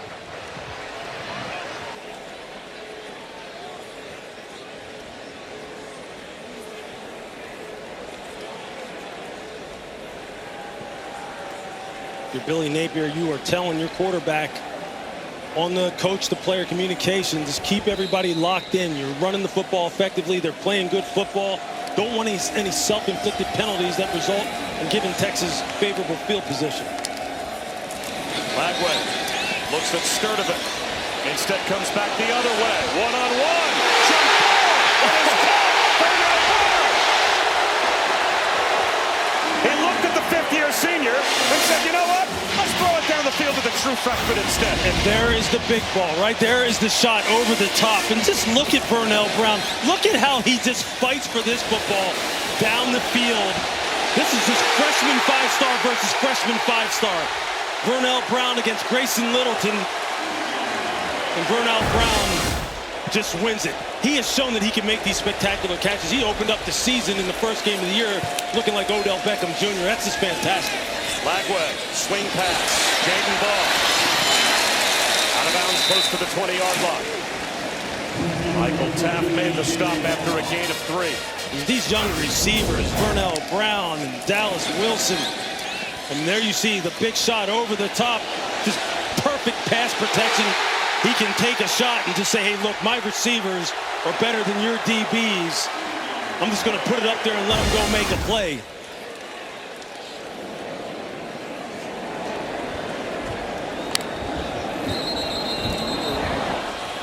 Before the snap, a penalty again. Another false start. False start. Offense, number 70, 5-yard penalty. Second down. It's Damian George.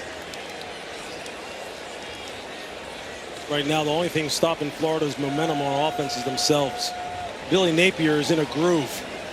And he is locked in with his quarterback. He's locked in with his offensive line. The running back's running hard. Vernell Brown III, Eugene Wilson, all making plays. Sidearm throw. Mizell hoping for a tunnel screen to develop. And that door shut quickly by the Horns. Brad Watson bustled over to make the stop for Texas. But now it's 3rd down and 9 just inside the 25-yard line. Critical for Texas to shut the door in this 3rd down situation and force a field goal attempt. Cannot afford to let this drive continue on and have Florida just continue to hog the time of possession. Give up a field goal, you're still only down by 2 scores. And a lot of time left.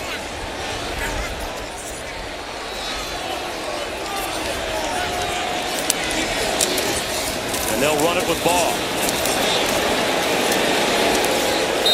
He gets to the 20-yard line. Colin Simmons made the stop. The crowd at the Swamp booing that call. But a field goal here puts you up 15 with 6 minutes to go in the 3rd quarter. I feel a little bit of their restlessness, though. Look, DJ Lagway has been in a nice rhythm. These wide receivers are making plays. There's some PTSD for Florida fans over the past few years. No question. That might be showing up here. But these young wide receivers have been making plays, and the quarterback has been protecting the ball and making good decisions. 38-yard field goal attempt for Trace Mack.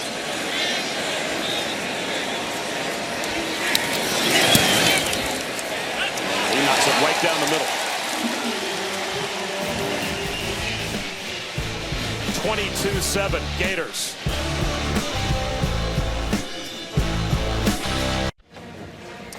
Let's take a look at this week's college football rankings, brought to you by Capital One. Penn State has woken up against UCLA, but they're still behind, and Texas and Alabama.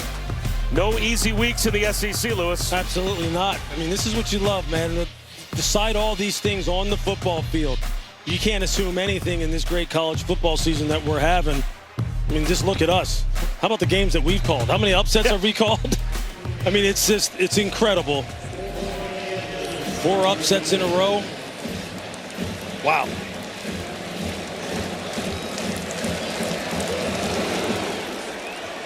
Touchback on the kickoff as it goes all the way to the back wall of the stadium. What does Texas have to do to get their offense back on track, since the one drive that Arch Manning engineered, resulting in the touchdown catch by Wisner, this has been the production. I mean, yeah, I mean, look at this. 15 total yards of offense. Net 15 total yards of offense. I mean, it's just what you can't have. Look, when coaches start going deep in their bag of play calls to double passes, that's when you know they're searching. They're searching for something. And right now, they can't hang their hat on the offensive line. They can't hang their hat on the run game. They got to find something to generate a spark. Pass protection was there. Hendricks can't run under that pass from Arch Manning.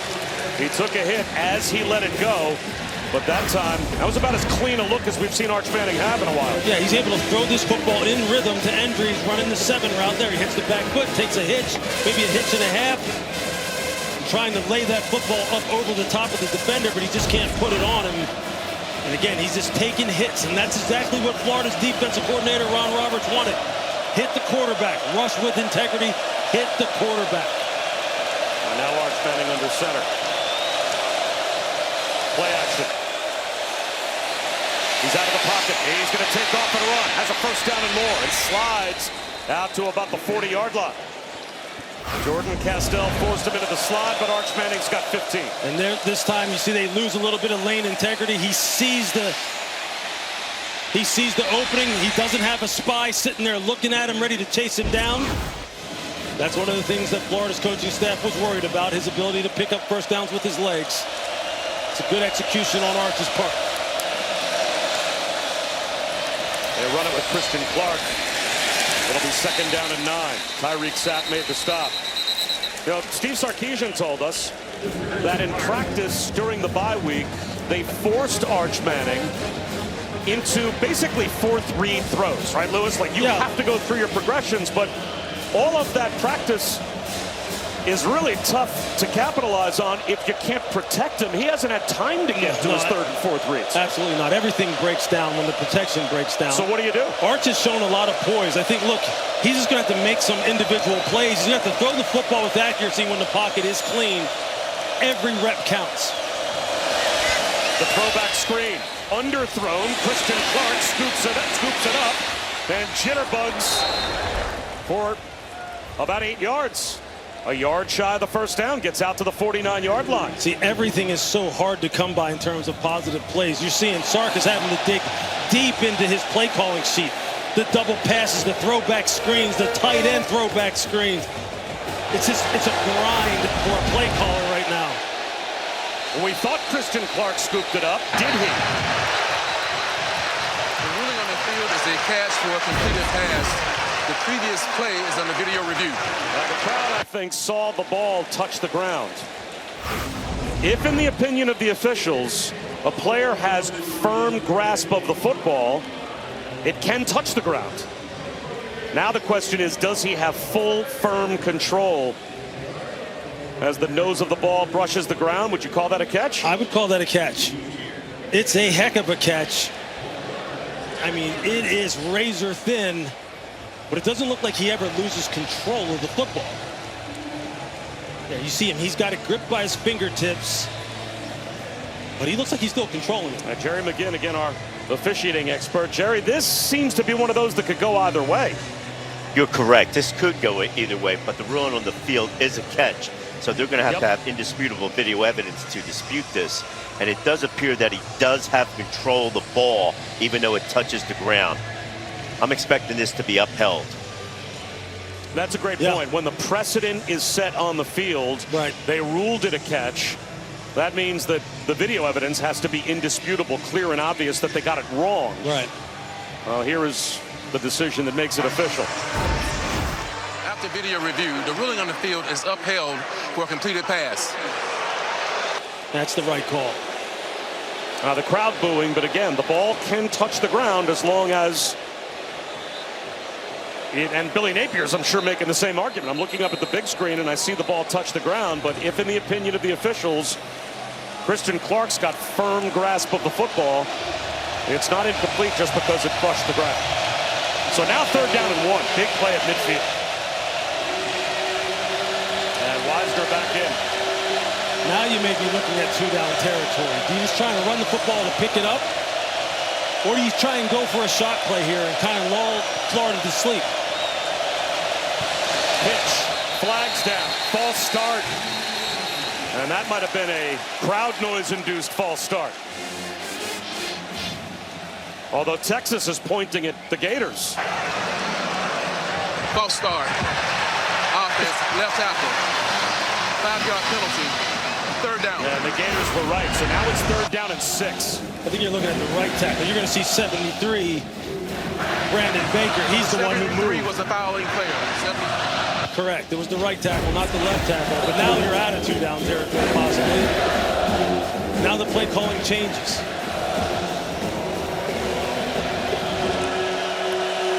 Now you got to throw the football. Now Florida can try and heat him up again. Rush with 4, keep a spy so he doesn't get out of the box. It is a 4-man rush. Long throw. Coming back to make the catch is Emmett Mosley. It's a great route. Gain of 17 on 3rd down. That's a big one for Texas. Great route by Emmett Mosley against Cormani McClain. Look at him. Makes him think that this sells him on the go route. And just as McClain opens his hips to go on the go route, he snaps it off. Arch puts it right on him. Those are the kind of plays. They need to stack those kind of plays on top of each other.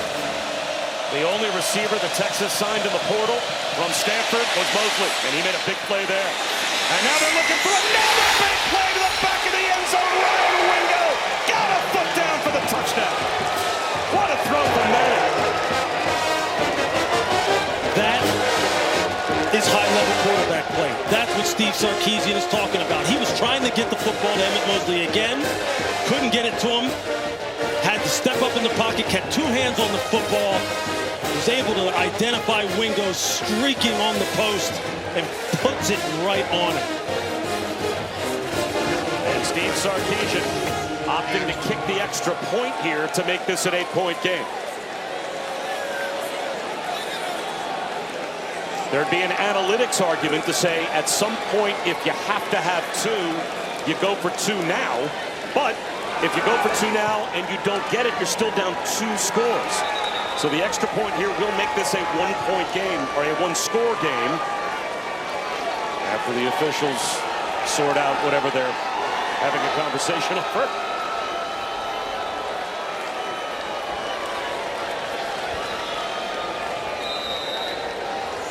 And now Mason Shipley's ready to go.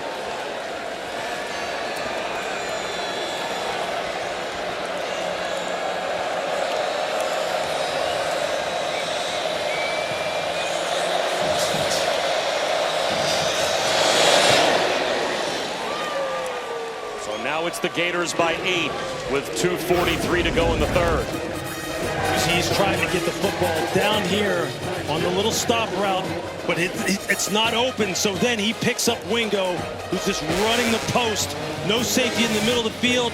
You're going to see the safety drop down at the top of the screen. Corner and outside leverage. Arch, perfect execution. Nice and calm in the pocket, 2 hands on the football. Just slides to his left. Look, you see him looking to his right. He's like, man, it's not there. I got a free rusher coming in my face. And I've got Ryan Wingo just streaking on the post. He has been a big playmaker for them this year. That's just good eyes by Arch. That's good composure. Threw the football on balance, didn't get overly excited. Big time play.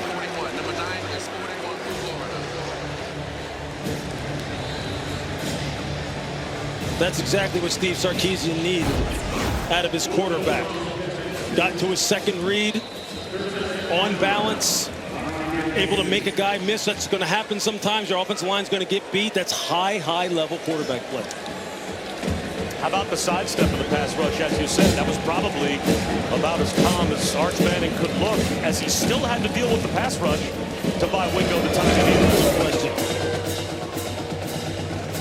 Burnell Brown lets this one bounce. Did it reach the goal line? It did. Took a hop back towards the 5-yard line. But it will be a touchback. So Arch Manning now with a pair of touchdown passes. One to Wisner, one to Wingo to make this a one-score game. And now DJ Lagway has been very efficient today, especially the run game of Florida that they've been able to lean on. They've got 122 yards rushing, but a lot of time left. 2:43 to go in the third. Bob Wischusen here with Louis Riddick, Chris Budden, and Jerry McGinn, our officiating expert as well. With Florida, you just keep doing what you've been doing. You've been owning the line of scrimmage. The running backs have been punishing Texas's defense. Then you mix in the play-action shots, let your young wide receivers go to work. No need to change anything as far as your approach.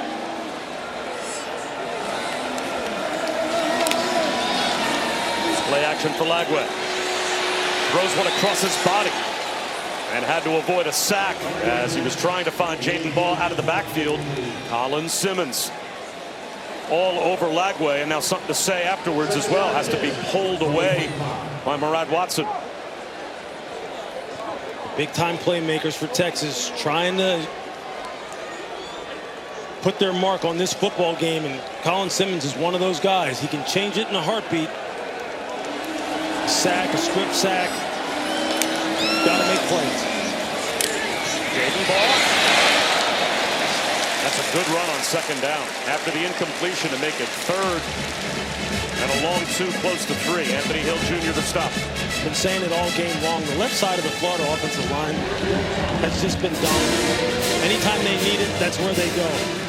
That time they ran just a little power looking scheme, a little gap scheme, pull the guard, and Jaden Ball just take his time.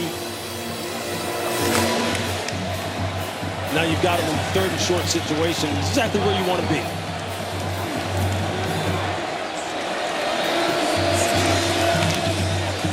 They run it with Ball. Hunts and finds the first down. Boy, with all those white jerseys up near the line of scrimmage, it looked like Texas was basically selling out to try and stop the run, and they still couldn't stop Jaden Ball on third down. Well, they knew what was coming, but the interior players for Florida today have they've just been on their game.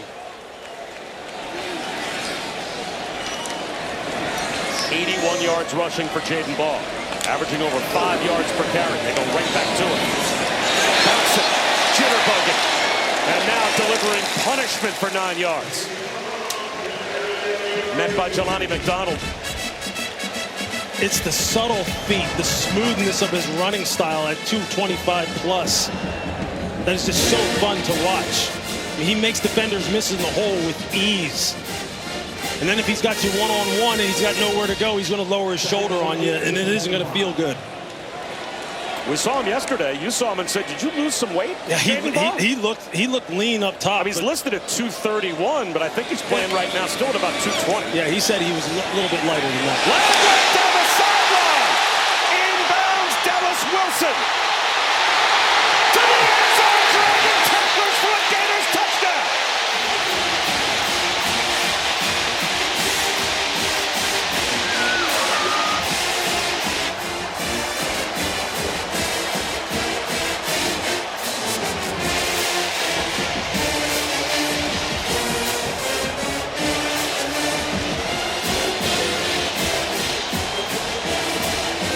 Did Dallas Wilson stay in? If he did, this is a home run hitter hitting a home run. There he's in, he's in, he's in, he's in. This kid is living up to all the hype. That's a true freshman. That's a grown man. That's a grown man in a young kid's body.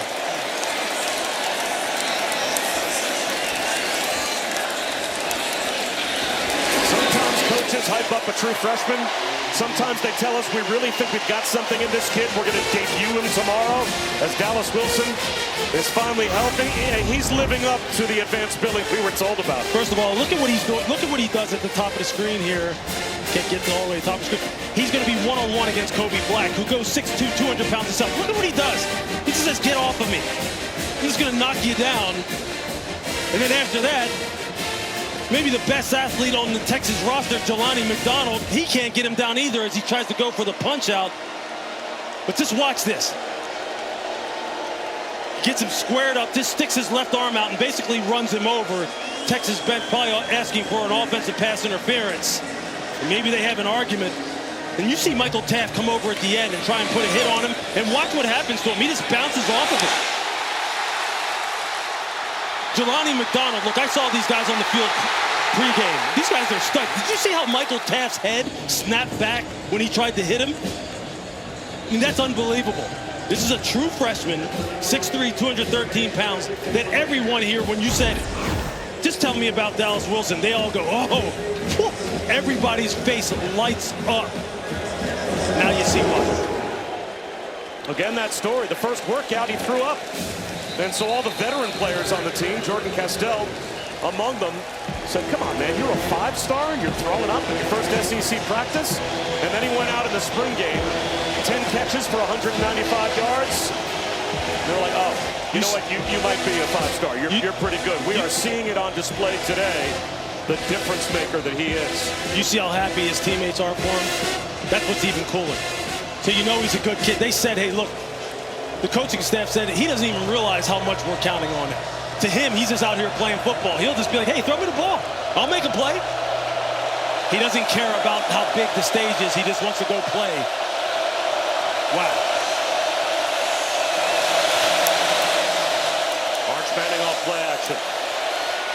And as he throws, floating pass, gets it there. Stands in the pocket, takes the punishment, and finds DeAndre Moore. That's another big-time throw. Under duress, getting clobbered. His eyes never come down, though. He never takes his eyes down. Just look at that. 2 hands on the football, just working his feet. It looks like a quarterback drill. Got planted by Miles Graham. Weisner with a flag thrown behind the play. Weisner and Cormani McClain have words. 4 seconds to go in the quarter. Holding. Offense, number 73. 10-yard penalty. First down. Brandon Baker called for a hold. That'll bring that run back. You can see Brandon Baker, the right tackle. Again, this defensive front has just been giving them a lot of problems. Start to lose the defender on that outside zone, on that wide zone. Their natural tendency is to try and grab. Texas has won 9 in a row dating back to 2022 in true conference road games. That streak very much in doubt. Well, I think we challenged. We knew this game would be a line of scrimmage game. And certainly part of that is creating it, passing down so you can affect the quarterback, right? So we needed to get back to running the ball on offense, but we're not done, right? So in general here, we're controlling the line of scrimmage. We're affecting their quarterback, and our quarterback is playing clean. Thank you, Coach. Thank you. Controlling the line of scrimmage to the tune of 415 total yards of offense. Arch Manning, that time a clean pocket. Down the sideline, it's through the hands of Ryan Wingo. Devin Moore closed the distance. Just trying to run 2 seams against cover 2, trying to put the safety in a bind. Arch is trying to pick the one that he wants to throw it to. Ryan Wingo can't pull that in, but what you do like is that you're seeing Arch kind of settle in now. Despite the fact that he's been under pressure and has taken some wicked shots, he's looking much more comfortable. Second down and 20, though, with that holding penalty to end the third quarter. 4-man rush. It gets there. Manning escapes. He's down the sideline. Arch Manning gets a block. Arch Manning making A huge play with his legs. Once again, he's got a free runner coming right at him. Brian Taylor Jr. And then he just does what he can do to pick up positive yards. That's where he looks more like his grandfather than his uncle. He sure does. Look, he's having to take over. He's having to grow up here right now in this hostile environment and make plays for his team, and he's answering the call. 36-yard scramble. Sidearms one on the right, flat to Jack Andrews. He only has a yard. Bob, you can feel the young man's confidence growing. You can feel it. You can just see it in that throw right there. He's thrown that pass how many times already this season, but he's playing with like an attitude right now, which is, look, I know it's on me. I know I'm going to have to take some shots. I know I'm going to have to make some runs, and I'm up to the challenge. You love to see it. Arch Manning went through an exhaustive recruiting process. He visited Alabama, Georgia, and Texas each 4 times before he chose the Longhorns. Flags thrown here.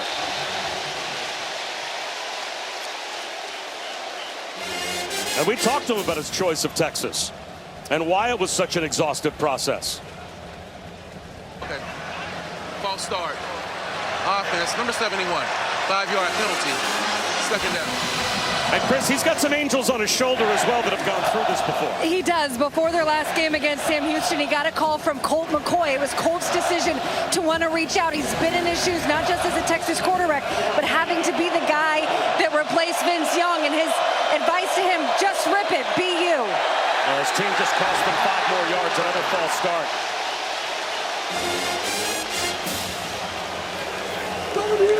When Sark talks about we have to be better around him, when offensive coaches talk about you have to be better around your quarterback. False start. Offense, number 71. 5-yard penalty. Second down. These are the kind of things that they're talking about. You got to lock in. This is a hostile environment. I mean, just look at this crowd. I mean, look at them. They're at full decibels right now.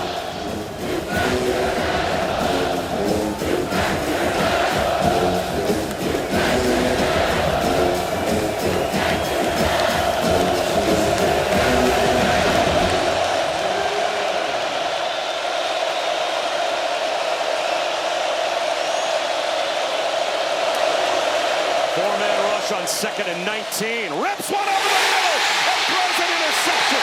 Jordan Castell just playing center field and ended up right between the 1 and the 4.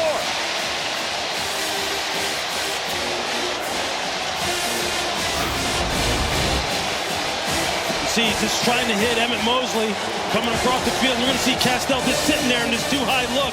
He's just playing it top down. He's playing a version of cover 4, and he just misses a little bit. And the safety is right where he needs to be. Sometimes you get gifts. And in this case, Jordan Castell got one.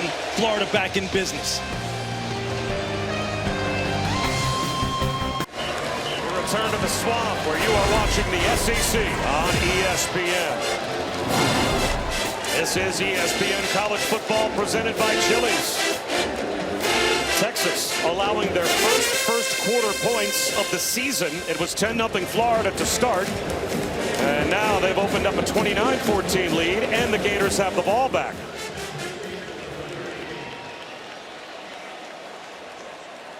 Two minutes gone by in the 4th quarter. Lagway. He's going to throw one down the sideline. Short. Intended for Aiden Mizell. Could not make the adjustment to come back to the underthrow. 2nd down and 10. Billy Napier going for the knockout shots. I mean, sometimes offensive coordinators, play callers are like clockwork. They can be predictable too, in a good way.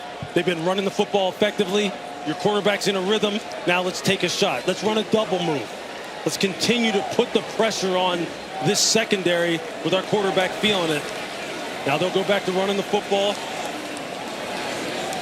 They've been owning the line of scrimmage. They do just that. And they get 4 yards. Falling ahead is ball. 3rd down and 6. Think about that, though. This looks like a nothing 2nd down play, right? Plus 4 yards. That's a win. It's 3rd and 6. You can live with it. It's not ideal, but you can live with it, though. You get 4 yards just falling forward. Well, it's a big reason why the Gators are 6 for 10 on 3rd down. They haven't had to deal with a lot of 3rd and 9 plus. That's right. Texas, you got to get off the field here. Somebody's got to make a play. One of your big playmakers has to make a play. They bring a blitz after Lagway. He finds the tackle over the middle. Hayden Hansen, the tight end, first down. In the face of the blitz, Lagway delivers. They come with a 6-man pressure, and you see DJ picks up Hansen immediately. He knows exactly where he needs to go with the football. This is not what it's looked like so far this season. DJ hasn't looked this decisive, hasn't looked this sure as far as the answers to what defenses are doing to him, especially when you're talking about the pressures he's been getting. He's been on it today.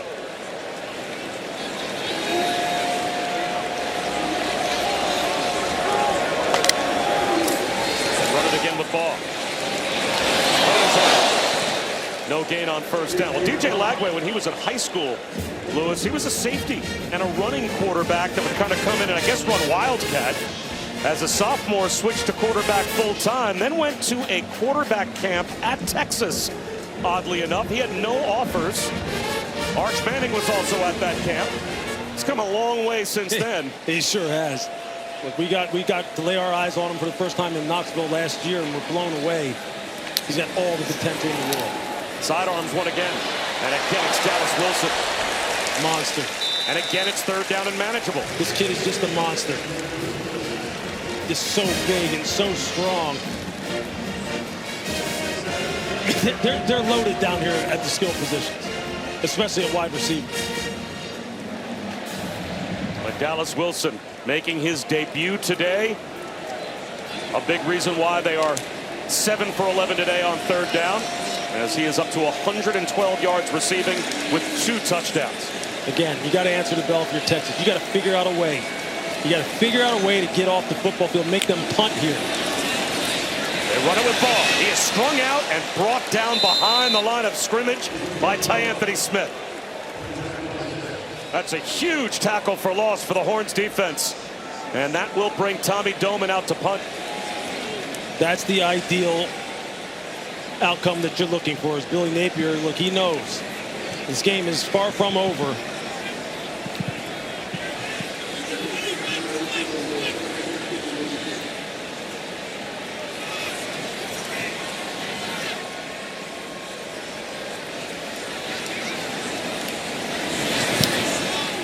Knuckleball from Doman. Out of bounds. Where will they say across the sideline? Right at the 15-yard line for Texas. Down by 2 scores.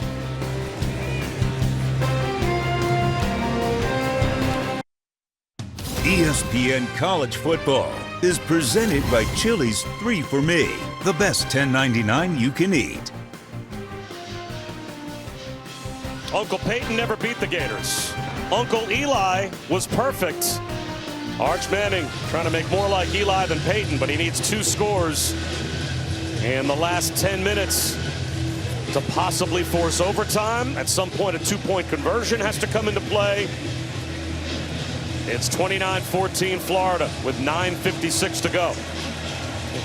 And with Texas starting all the way back at their own 15-yard line, Lewis, at some point you're going to arrive at a time on the clock where this becomes 4-down territory for Texas, needing 2. No question. We're fast approaching it. Now Arch Manning is going to have to do Manning-type stuff. Play action. And he steps up and goes down. He wanted to push it down the field, but the blitz arrived. Sharif Denson put the pressure on and forced him up in the pocket. Florida doing a nice job of mixing up their rushes, mixing up their pressures. That time they run a simulated pressure, bring the nickel to the wide side of the field. Just gives them a little bit of a different look.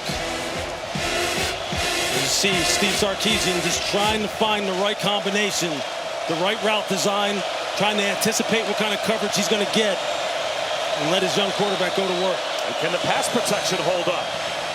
This time it does, at least for the time being. And that might be a coverage sack. Devin Moore wrestled down Arch Manning. He wanted to throw one deep and just couldn't unload it. There's just nowhere to go with the football.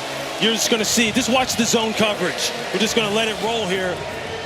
There's really no one uncovering. There's no one ready. He may have been able to hit the curl route at the top of the screen. That's easier for us to say sitting up here analyzing it. But give credit to Florida's defense. They have mixed up man, zone, 2 high, 1 high, simulated pressures, zone pressures. 3 sacks, but they've affected Arch Manning all day. This time he rips one right to the first down line to gain. DeAndre Moore Jr. He's got enough. Boy, give Arch Manning a clean pocket, and he has made some terrific throws. That is a great throw into this cover 4 looking scheme, maybe a quarter half scheme as they call it. He finds the open man running that out from the slot. Big time throw. Now they run it. Weisner bouncing. Flag down, thrown behind the play. A gain of 3. Castell made the stop, but it's coming back. Offense, number 84, 10-yard penalty, first down. And now we're down to 8 minutes to go. Yeah, it's tight end Jordan Washington again. When you start losing defenders to your outside, watch what you do. Your natural tendency is to grab, because you know where the ball is obviously declaring, and you don't want your guy to make the play. That's just the natural instinct. It happens to the best of them. It's just untimely in this situation. Now you're way behind the sticks. And the clock moving as we approach the midway point of the 4th quarter.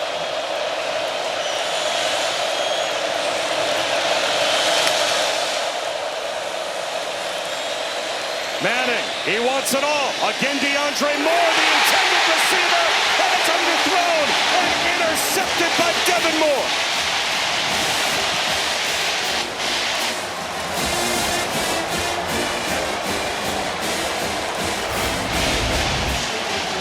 Watch this play by Devin Moore. Watch him wheel turn and find this football. Again, this looks like combine work. He knows that he's beat on the 7. He doesn't panic. He just wheels and then high points the football. Nothing makes me happier than good defensive back play. That's perfect.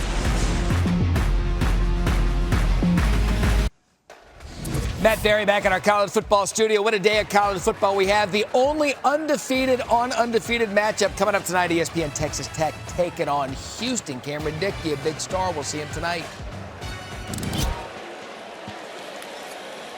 Texas Tech number 11 as Jaden Baugh trying to finish off number 9 Texas. And if the Gators are able to do so, these are 2 trends that will flip in a big way today. Florida looking for their 18th all-time win against a top 10 team when they are unranked. But Texas, in their history, pretty dominant as a top 10 team against unranked opponents. This is a different animal today. It sure is.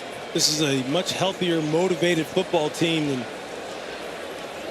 Billy Napier really feels as though now that his quarterback is healthy, the way this offensive line has played, Dallas Wilson's debut has been nothing short of spectacular. Fluttering pass. That's going to be intercepted. Just what Texas needed. DJ Lagway was hit, and the ball came out wobbly. Michael Taft picks it off, and Texas has it right back with 6:43 to go. Just watch Michael Taft, the All-American free safety. Just watch him. He's going to shuffle and then break. Can't get the full draw here on the screen. Shuffle, back pedal, read the quarterback's eyes, go. Even before DJ Lagway let it go, he was already in full break with the perfect angle.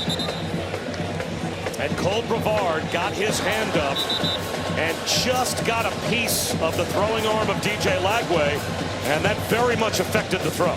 Absolutely. Saw the ball fluttering. Yeah, just good fundamental play. Back-to-back plays by the secondaries of Florida and now Texas and Michael Taft. So the Gators were going for the knockout punch. That gamble turns into a giveaway, and Arch Manning blitzed, sacked again. Jaden Robinson off the edge. It's just another simulated pressure. Just watch. They have a guy here who's going to come in and drop out, and then they're going to bring the pressure off the edge. It's a great design. You just don't know who's coming, but they're still only rushing 4. It's just confusing the offensive line, confusing the quarterback, getting free runners to get free hits on the quarterback. It's just a masterful game plan on the part of Florida. Another blitz. Same player. This time Manning escapes. Heaves one. Incomplete. He did well to avoid the blitzing Jaden Robinson and keep the play alive, but he overthrew DeAndre Moore. It's basically the same blitz. It's the same simulated pressure, except this time they bring Jaden Robinson inside instead of off the edge. It's the same coverage. And right now, Ron Roberts, he's in his bag, the defensive coordinator for Florida. It's just a cat and mouse between he and Steve Sarkisian right now. Football at the highest level. 3rd and 17.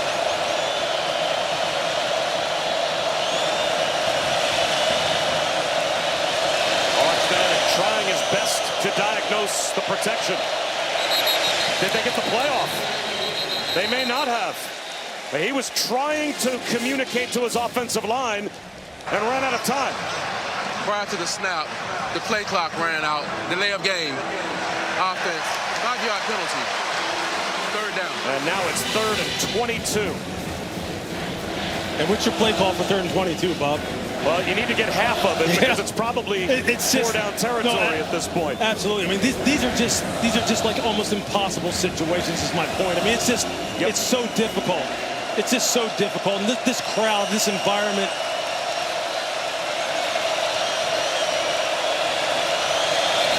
That's a false start. Ryan Wingo started upfield before they snapped the ball. He went in motion and just took off. False start. Offense, number 1. 5-yard penalty. 3rd down. He tried to time it up and just took off early. Yeah, you're going to see him here. And his back is to the line of scrimmage. He doesn't know. I mean, Arch gives a clap and then another one for the ball to be snapped, but he's already gone. And with the way this crowd is at full decibels, I mean, there's just no way, unless you time that up perfectly, you can do it. Wiesner lowers his shoulders, gets to the 20-yard line. Now it's 4th down and 16. There's 5:55 to go. And this is a very low percentage play here. And with all your timeouts, if you're Steve Sarkisian, do you punt? It looks like they will. They need 2 scores. I don't know, Lewis. It almost feels like you have to go for this on 4th and 16 to have any realistic chance, down by 2 touchdowns and a 2-point conversion having to factor in as well. True. On your own 20, you know, though, if you don't make it, the game is over. I mean, the game may be over anyway at this point, considering how Florida has really controlled the line of scrimmage. Burnell Brown, fair catch at the 35-yard line of Florida. Coming up tonight at 7:30 Eastern on the SEC Network and the all-new ESPN app. Texas A&M at number 6 right now will host Mississippi State.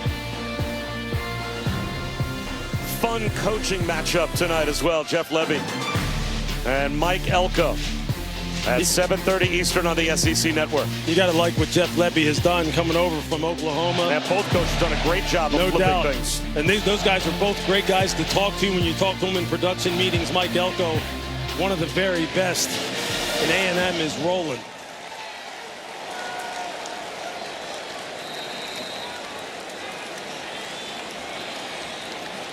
Bob Wischusen and Louis Riddick, Chris Budden, and our referee extraordinaire Jerry McGinn. Aiden Ball, straight ahead run. And he picks up 5 yards, maybe 6 on 1st down. Steve Sarkisian calls timeout. First charge time of the half. Texas. 30-second timeout. Game clock operator. Please put the game clock back to 5:09. 2 touchdowns on the day for the true freshman Dallas Wilson in his debut. And he's just a grown man, an absolute stud. The body control, the speed, the strength, the instincts, the competitiveness. Look at that release. You better double cover this young man. And if you're going to get up on the line of scrimmage and press him, if officials are going to let him play physical on the outside like that against your press coverage, you better get low And you better make sure your aiming point is right, because he'll just run you right over like a locomotive. First time Florida has had a player with 100 or more receiving yards and 2 receiving touchdowns in his college debut in the last 3 decades. And they've had some pretty good ones come through here. Yeah, they've had quite a few. He's special. It's simple as that. He's special. 5:09 to go. Ball driven back. Timeout number 2 called by Steve Sarkisian. Second charge timeout of the half, Texas. And speaking of A. Wilson, we want to send our best to Scott Wilson. If you're not familiar with who Scott Wilson is, well, he is a Texas superfan. He is known for his incredible attendance. I mean, since the days of Earl Campbell, he had been to over 573 consecutive Texas games. And he was coming here through Jacksonville to come to the game and had a heart attack. So we understand that he is in the hospital. I guess from a Texas standpoint, you wish you had better news to give him than the Longhorns being down by a couple of touchdowns. But Scott Wilson, from all of us, especially for all your dedication to Texas and college football over the years, get well soon.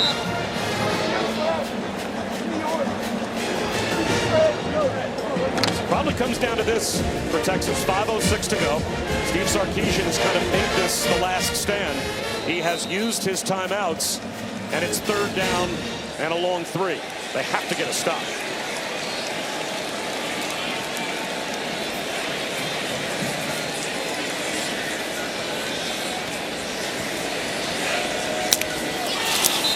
False start. So that'll make it 3rd down and 8. That's a big favor being done by the Gators for Texas. False start. Offense, number 86, 5-yard penalty, 3rd down. Tony Livingston, the tight end. Just a mental error, just not locking in, letting your mind drift. They're about to go with that outside zone again to Jaden Ball, see if he can put this game away. Now you got 3rd and 8. If you're Billy Napier and Russ Callaway, would you put the ball in the air on 3rd and 8 or just run it, force Texas to use that last timeout? I think that's it. Just 2 scores. Just keep the ball on the ground, let the clock keep rolling. And they'll play it with Jaden Baugh. Texas obviously ready for it. Limits him to a gain of 2, and there is the final timeout. So the Horns about to get the ball back. 5 minutes to go, and they need 2 scores. They are now out of timeouts. A reminder that coming up next, Jacob Rodriguez and Texas Tech will take on Houston. That is his wife, Emma. She is a Black Hawk helicopter pilot. So she's got the far tougher job in that family. And she'll also be mic'd up tonight during the game. So we'll get to listen in on what a wife has to say during the game while her husband's playing. And how cool is that? Speaking of those Black Hawk helicopters, a couple years ago for Monday Night Football, we got a chance to go and see some Black Hawks and the Apaches, and just unbelievable pieces of machinery. Unbelievable. How cool is that? Ryan Niblett hoping for a chance to return a punt.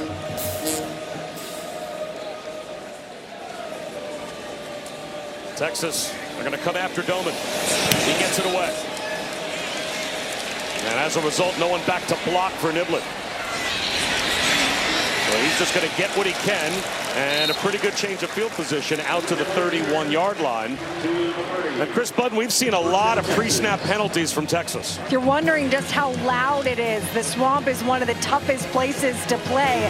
And when Texas's offense is out there, my decibel reader is reading over 95 consistently, especially in this last quarter.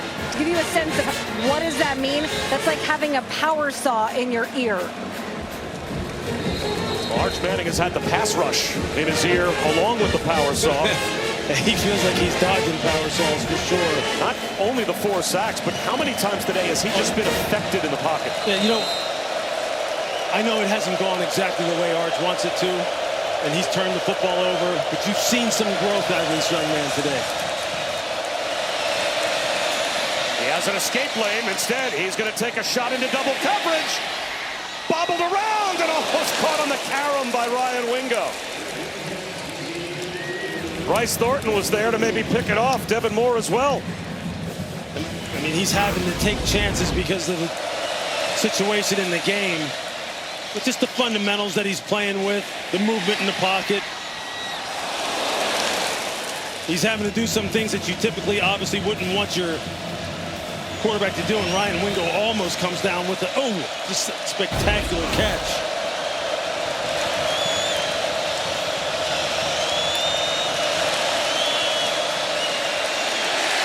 Spin out for Manning. Floats one over the middle. Great composure. Jalen McCutcheon, a true freshman, makes his first catch for 27 yards with 4.5 minutes to go.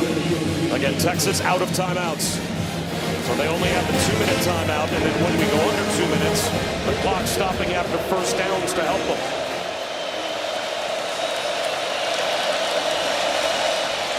Arch Manning. This time, again across his body. DeAndre Moore. Inside the 10. Close to the goal line. Brought down at the 1. Texas has to hurry. Hey, this is something that Arch has struggled with. Throwing the football with accuracy, moving to his left on the run. That's twice now that he has looked really good getting out of the pocket, throwing on the move and throwing some darts. Again, he's growing up right in front of our eyes. Weisner, short of the goal line, and that will cost them time. 3:40 to go and the clock rolling. Well, Texas has to get lined up. Arch Manning looking over to the sideline. They're not substituting. That does allow them to go quickly.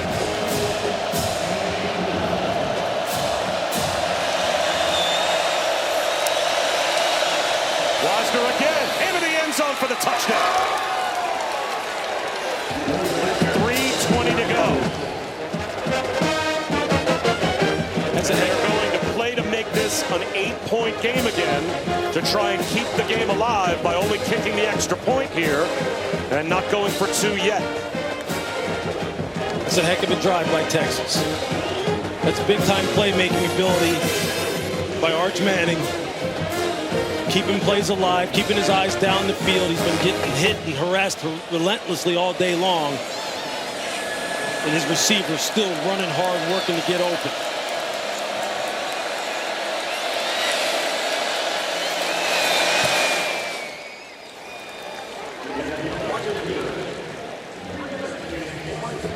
A had-to-have-it drive for Texas, and they got it. It sure was. And again, it all starts with the quarterback. Under pressure, he has the tight end, Jordan Washington, in the flat, but he decides to just hold on to the football, knowing he needs to get some chunk plays, able to complete successfully down the field. Again, escaping to his left, something that he struggled with as far as throwing with accuracy.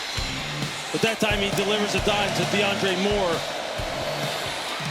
And then here he hands it off to Weisner. He could have followed him into the end zone had he decided to pull that one.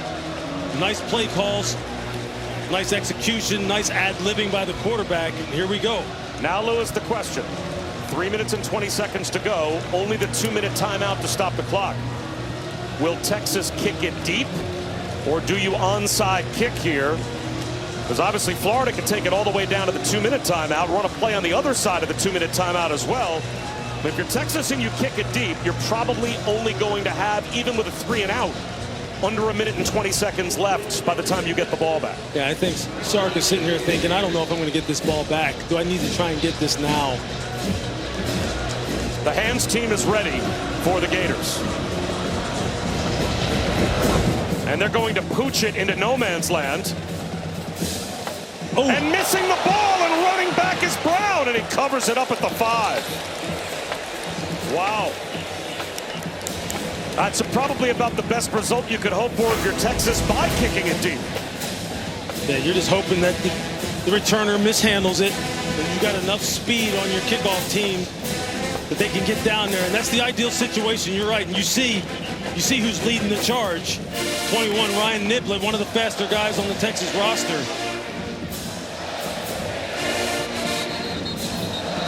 That ball bounces funny ways, man. Now it's about trying to get this ball out. all those things you practice in individual drills and team drills as a defense, trying to punch the football out. You got to create something here. And if you're Florida, it's 2 hands on the ball. Clean operations. This is the detail part of the game. Lagway off play action, flips it in the right flat. That's a big play. Tony Livingston, very close to a first down. He's got 9 yards. That's great ball handling by DJ Lagway. Look like he puts the ball out there, shows it to the defense, and then just pulls it. Nice, easy pass. It's the ball handling. It's the footwork by Lagway. That's what sells the defense. All you need is a first down here for Florida, and you basically end the game. And now Texas jumps and gives them that first down.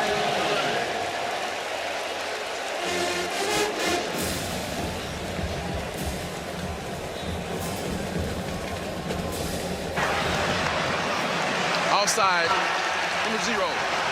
Contact on the offensive player, 5-yard penalty, first down.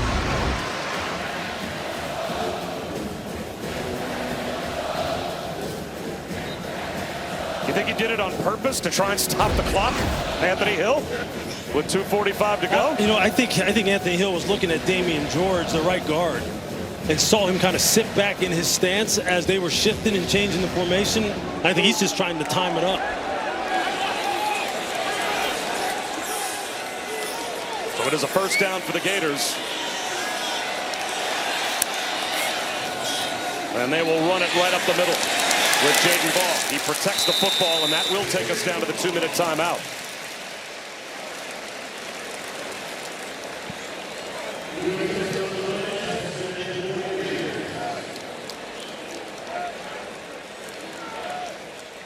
Arch Manning's going to need a miracle. His team has to get a stop to have any hope to at least even force a punt when we come back.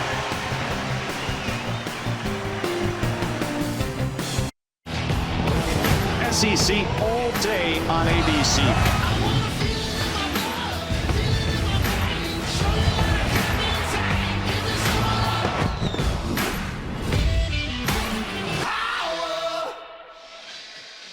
This league is like the NFL. I mean, anybody can beat anybody. It sure can. It's just terrific football every single week in the SEC. And the Gators trying to end this game against Texas. That last touchdown made it a 1-score game, but it's 2nd down and 5 with 2 minutes to go in the 4th quarter for Florida. They pick up a first down, the game is over. They won't get it here. Now the Longhorns are out of timeouts. And the 40-second play clock begins. If Texas can get a stop on 3rd down, roughly about 30 seconds to go or so in the game, they could get the ball back.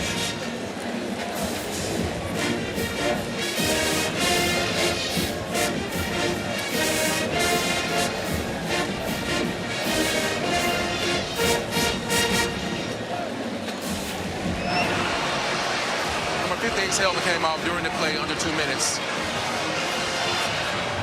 Now a player lost a helmet on the field under 2 minutes to go. A timeout has been called now. Florida's using a timeout to avoid a 10-second runoff.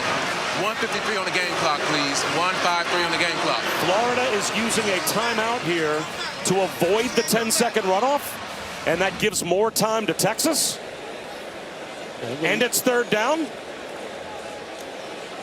I wonder what Billy Napier is thinking here. I don't understand any of that. Yeah, and I think it was Austin Barber, the left tackle. You saw him hit the ground, and he was kind of like reaching for his face. You see him there on the sideline now, putting his helmet back on. But yeah, look, time is something that is not on Texas' side. You don't want to preserve it for them. Well, they just did. Yeah, I know. That's what I'm saying. That's why I said I don't know if this doesn't make a whole lot of sense. It'll be interesting to see what Billy Napier's thinking is here. Unless he feels like he's just so confident he's just going to pick up this 3rd down here and seal the game that way. He wants to talk it over maybe and come up with the right call and say, hey, look, we want to preserve our field position. We think we're just going to end this game right here. And then I don't know. That's an interesting one. That's an interesting one. That'll be something I'm sure he'll be asked about.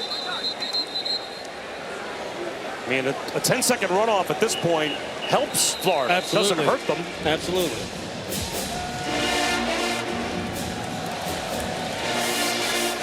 Well, it's academic if they pick up this first down. But if Texas gets a stop, way more time will be left on the clock than they anticipated. And they're going to get that stop. Now the clock rolls with 1:48 to go. Instead of there being maybe a half minute or so to go, the Longhorns are about to get the ball back with about a minute left on the clock.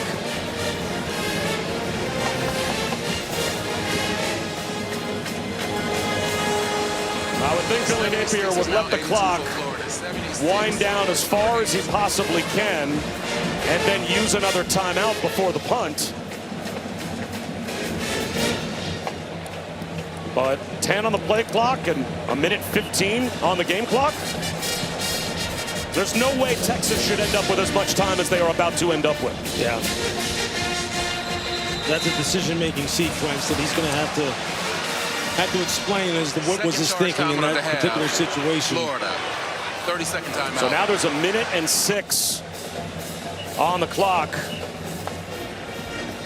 Texas is out of timeouts, but depending on where they get the football, with the clock stopping in college inside of 2 minutes, if you pick up a first down, that's certainly a mechanism to save them some time. It sure is. They need a touchdown and a 2-point conversion.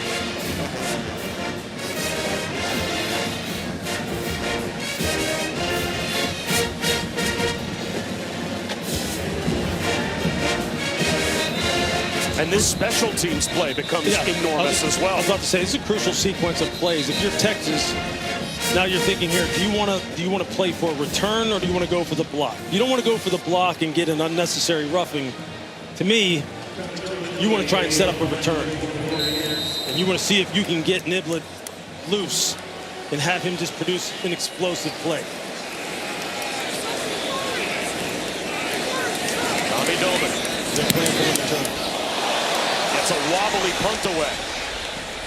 It takes a Florida bounce, and this costs time for Texas as well, as it goes out of bounds at the Longhorns' 31-yard line. Still 54 seconds on the clock for Arch Manning now, who's getting an opportunity. When he was over on the sideline a few moments ago, I can't imagine he ever believed he would get. So now, if you're Ron Roberts, the defensive coordinator for Florida, you got to balance trying to make sure that you continue to hit Arch and make him uncomfortable with making sure you don't have the ball thrown over your head and you give up a cheap one, and somehow, some way, Texas ties this game up. And if you're Arch, you're going, this is what I was brought here for. This is why I signed up. And they all talked about it. You sign up for big games like this when you come to Texas. Let's see what the young man has.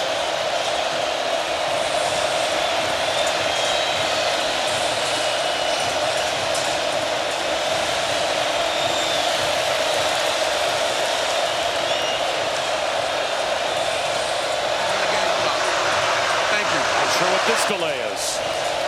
They actually just adjusted the clock from 54 to 55. So 1 extra second for Texas is added on. 4-man rush. Arch Manning. Can't escape. His helmet comes off as well. Cameron James with the sack. And if no penalty is called, they have to take Arch Manning out of the game. Number 16 helmet came off during the play. This qualifies for a 10-second runoff. Game clock operator, please put the game clock at 3:06. Wow. So not only will Matthew Caldwell be forced into the game for one play, but because Arch Manning lost his helmet, it's a 10-second runoff as well. Arch is going to want that play back. He had Jordan Washington, the tight end, splitting the safeties down the middle of the field, just didn't pull the trigger. And Matthew Caldwell's got to put it in the air. How about that throw? Ryan Wingo turns upfield, gets to the sideline and stops the clock with 26 seconds to go, but there are flags in the offensive backfield. I think you're going to get hands to the face on the part of Florida. Each team's pointing at the other. Personal foul. Hands to the face. Defense, number 91. Wow. 15-yard That's penalty big. to the end of the run. First down. So 26 yards on the reception as Matthew Caldwell comes cold into the game and rips a throw. That is big. You're going to see it's McLeod. He's right here. Just watch, I believe it's his right hand. His left hand gets up into the face mask, up underneath the chin. There it is. And now Arch Manning is back in at the plus 40-yard line. If you're Arch, you're saying to yourself, I missed that middle read on Jordan Washington earlier. I got to let this thing rip. They're playing this too high look. If I get somebody running down the middle of the field, I got to let it go. Arch Manning on the move. Throws one down towards the goal line. Is it intercepted? Cormani McClain couldn't haul it in. It's incomplete. Ryan Wingo was there as well. Bob, he had a guy open again. It's an incomplete pass. Second down. Watch you're seeing the end of the play as McClain trying to make the game-ending interception. Game clock operator, please put 19 seconds on the game clock. 1-9. Loses control of it at the end. No doubt. So 19 seconds to go. As Texas still does have a pulse. He had DeAndre Moore in the middle of the field. Again, if Florida's going to keep playing this split safety looks, Arch has to look for someone streaking down the middle of the field and let it go. It's been there twice now. Let's see if he can get it. Arch Manning tries to keep the play alive by shoveling a ball forward. They'll say he's down. George Gums gets the sack, and the clock's going to run out. They're out of timeouts. They've got receivers all the way down the field. I don't know they're going to get another snap. It goes to 0. He tries to spike it. The clock's at all zeros.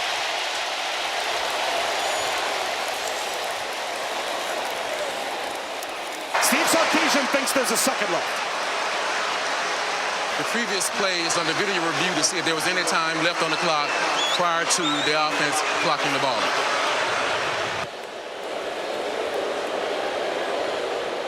Will Texas get a chance at a Hail Mary?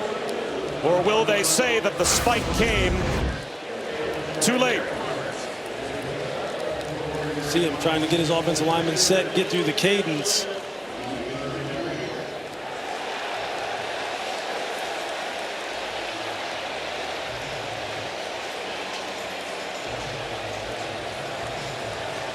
And Jerry McGinn, I thought the rule was if the clock's rolling and there's 2 seconds or less on the clock, you can't spike the ball, right? Doesn't there have to be at least 3 seconds on the clock to even attempt a spike play? That's if the clock After is review, starting.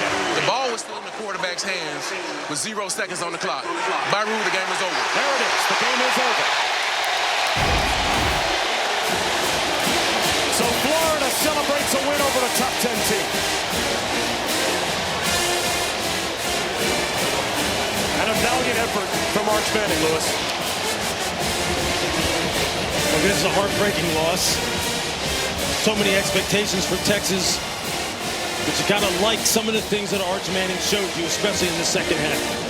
He's made of the right stuff. This is Florida's day.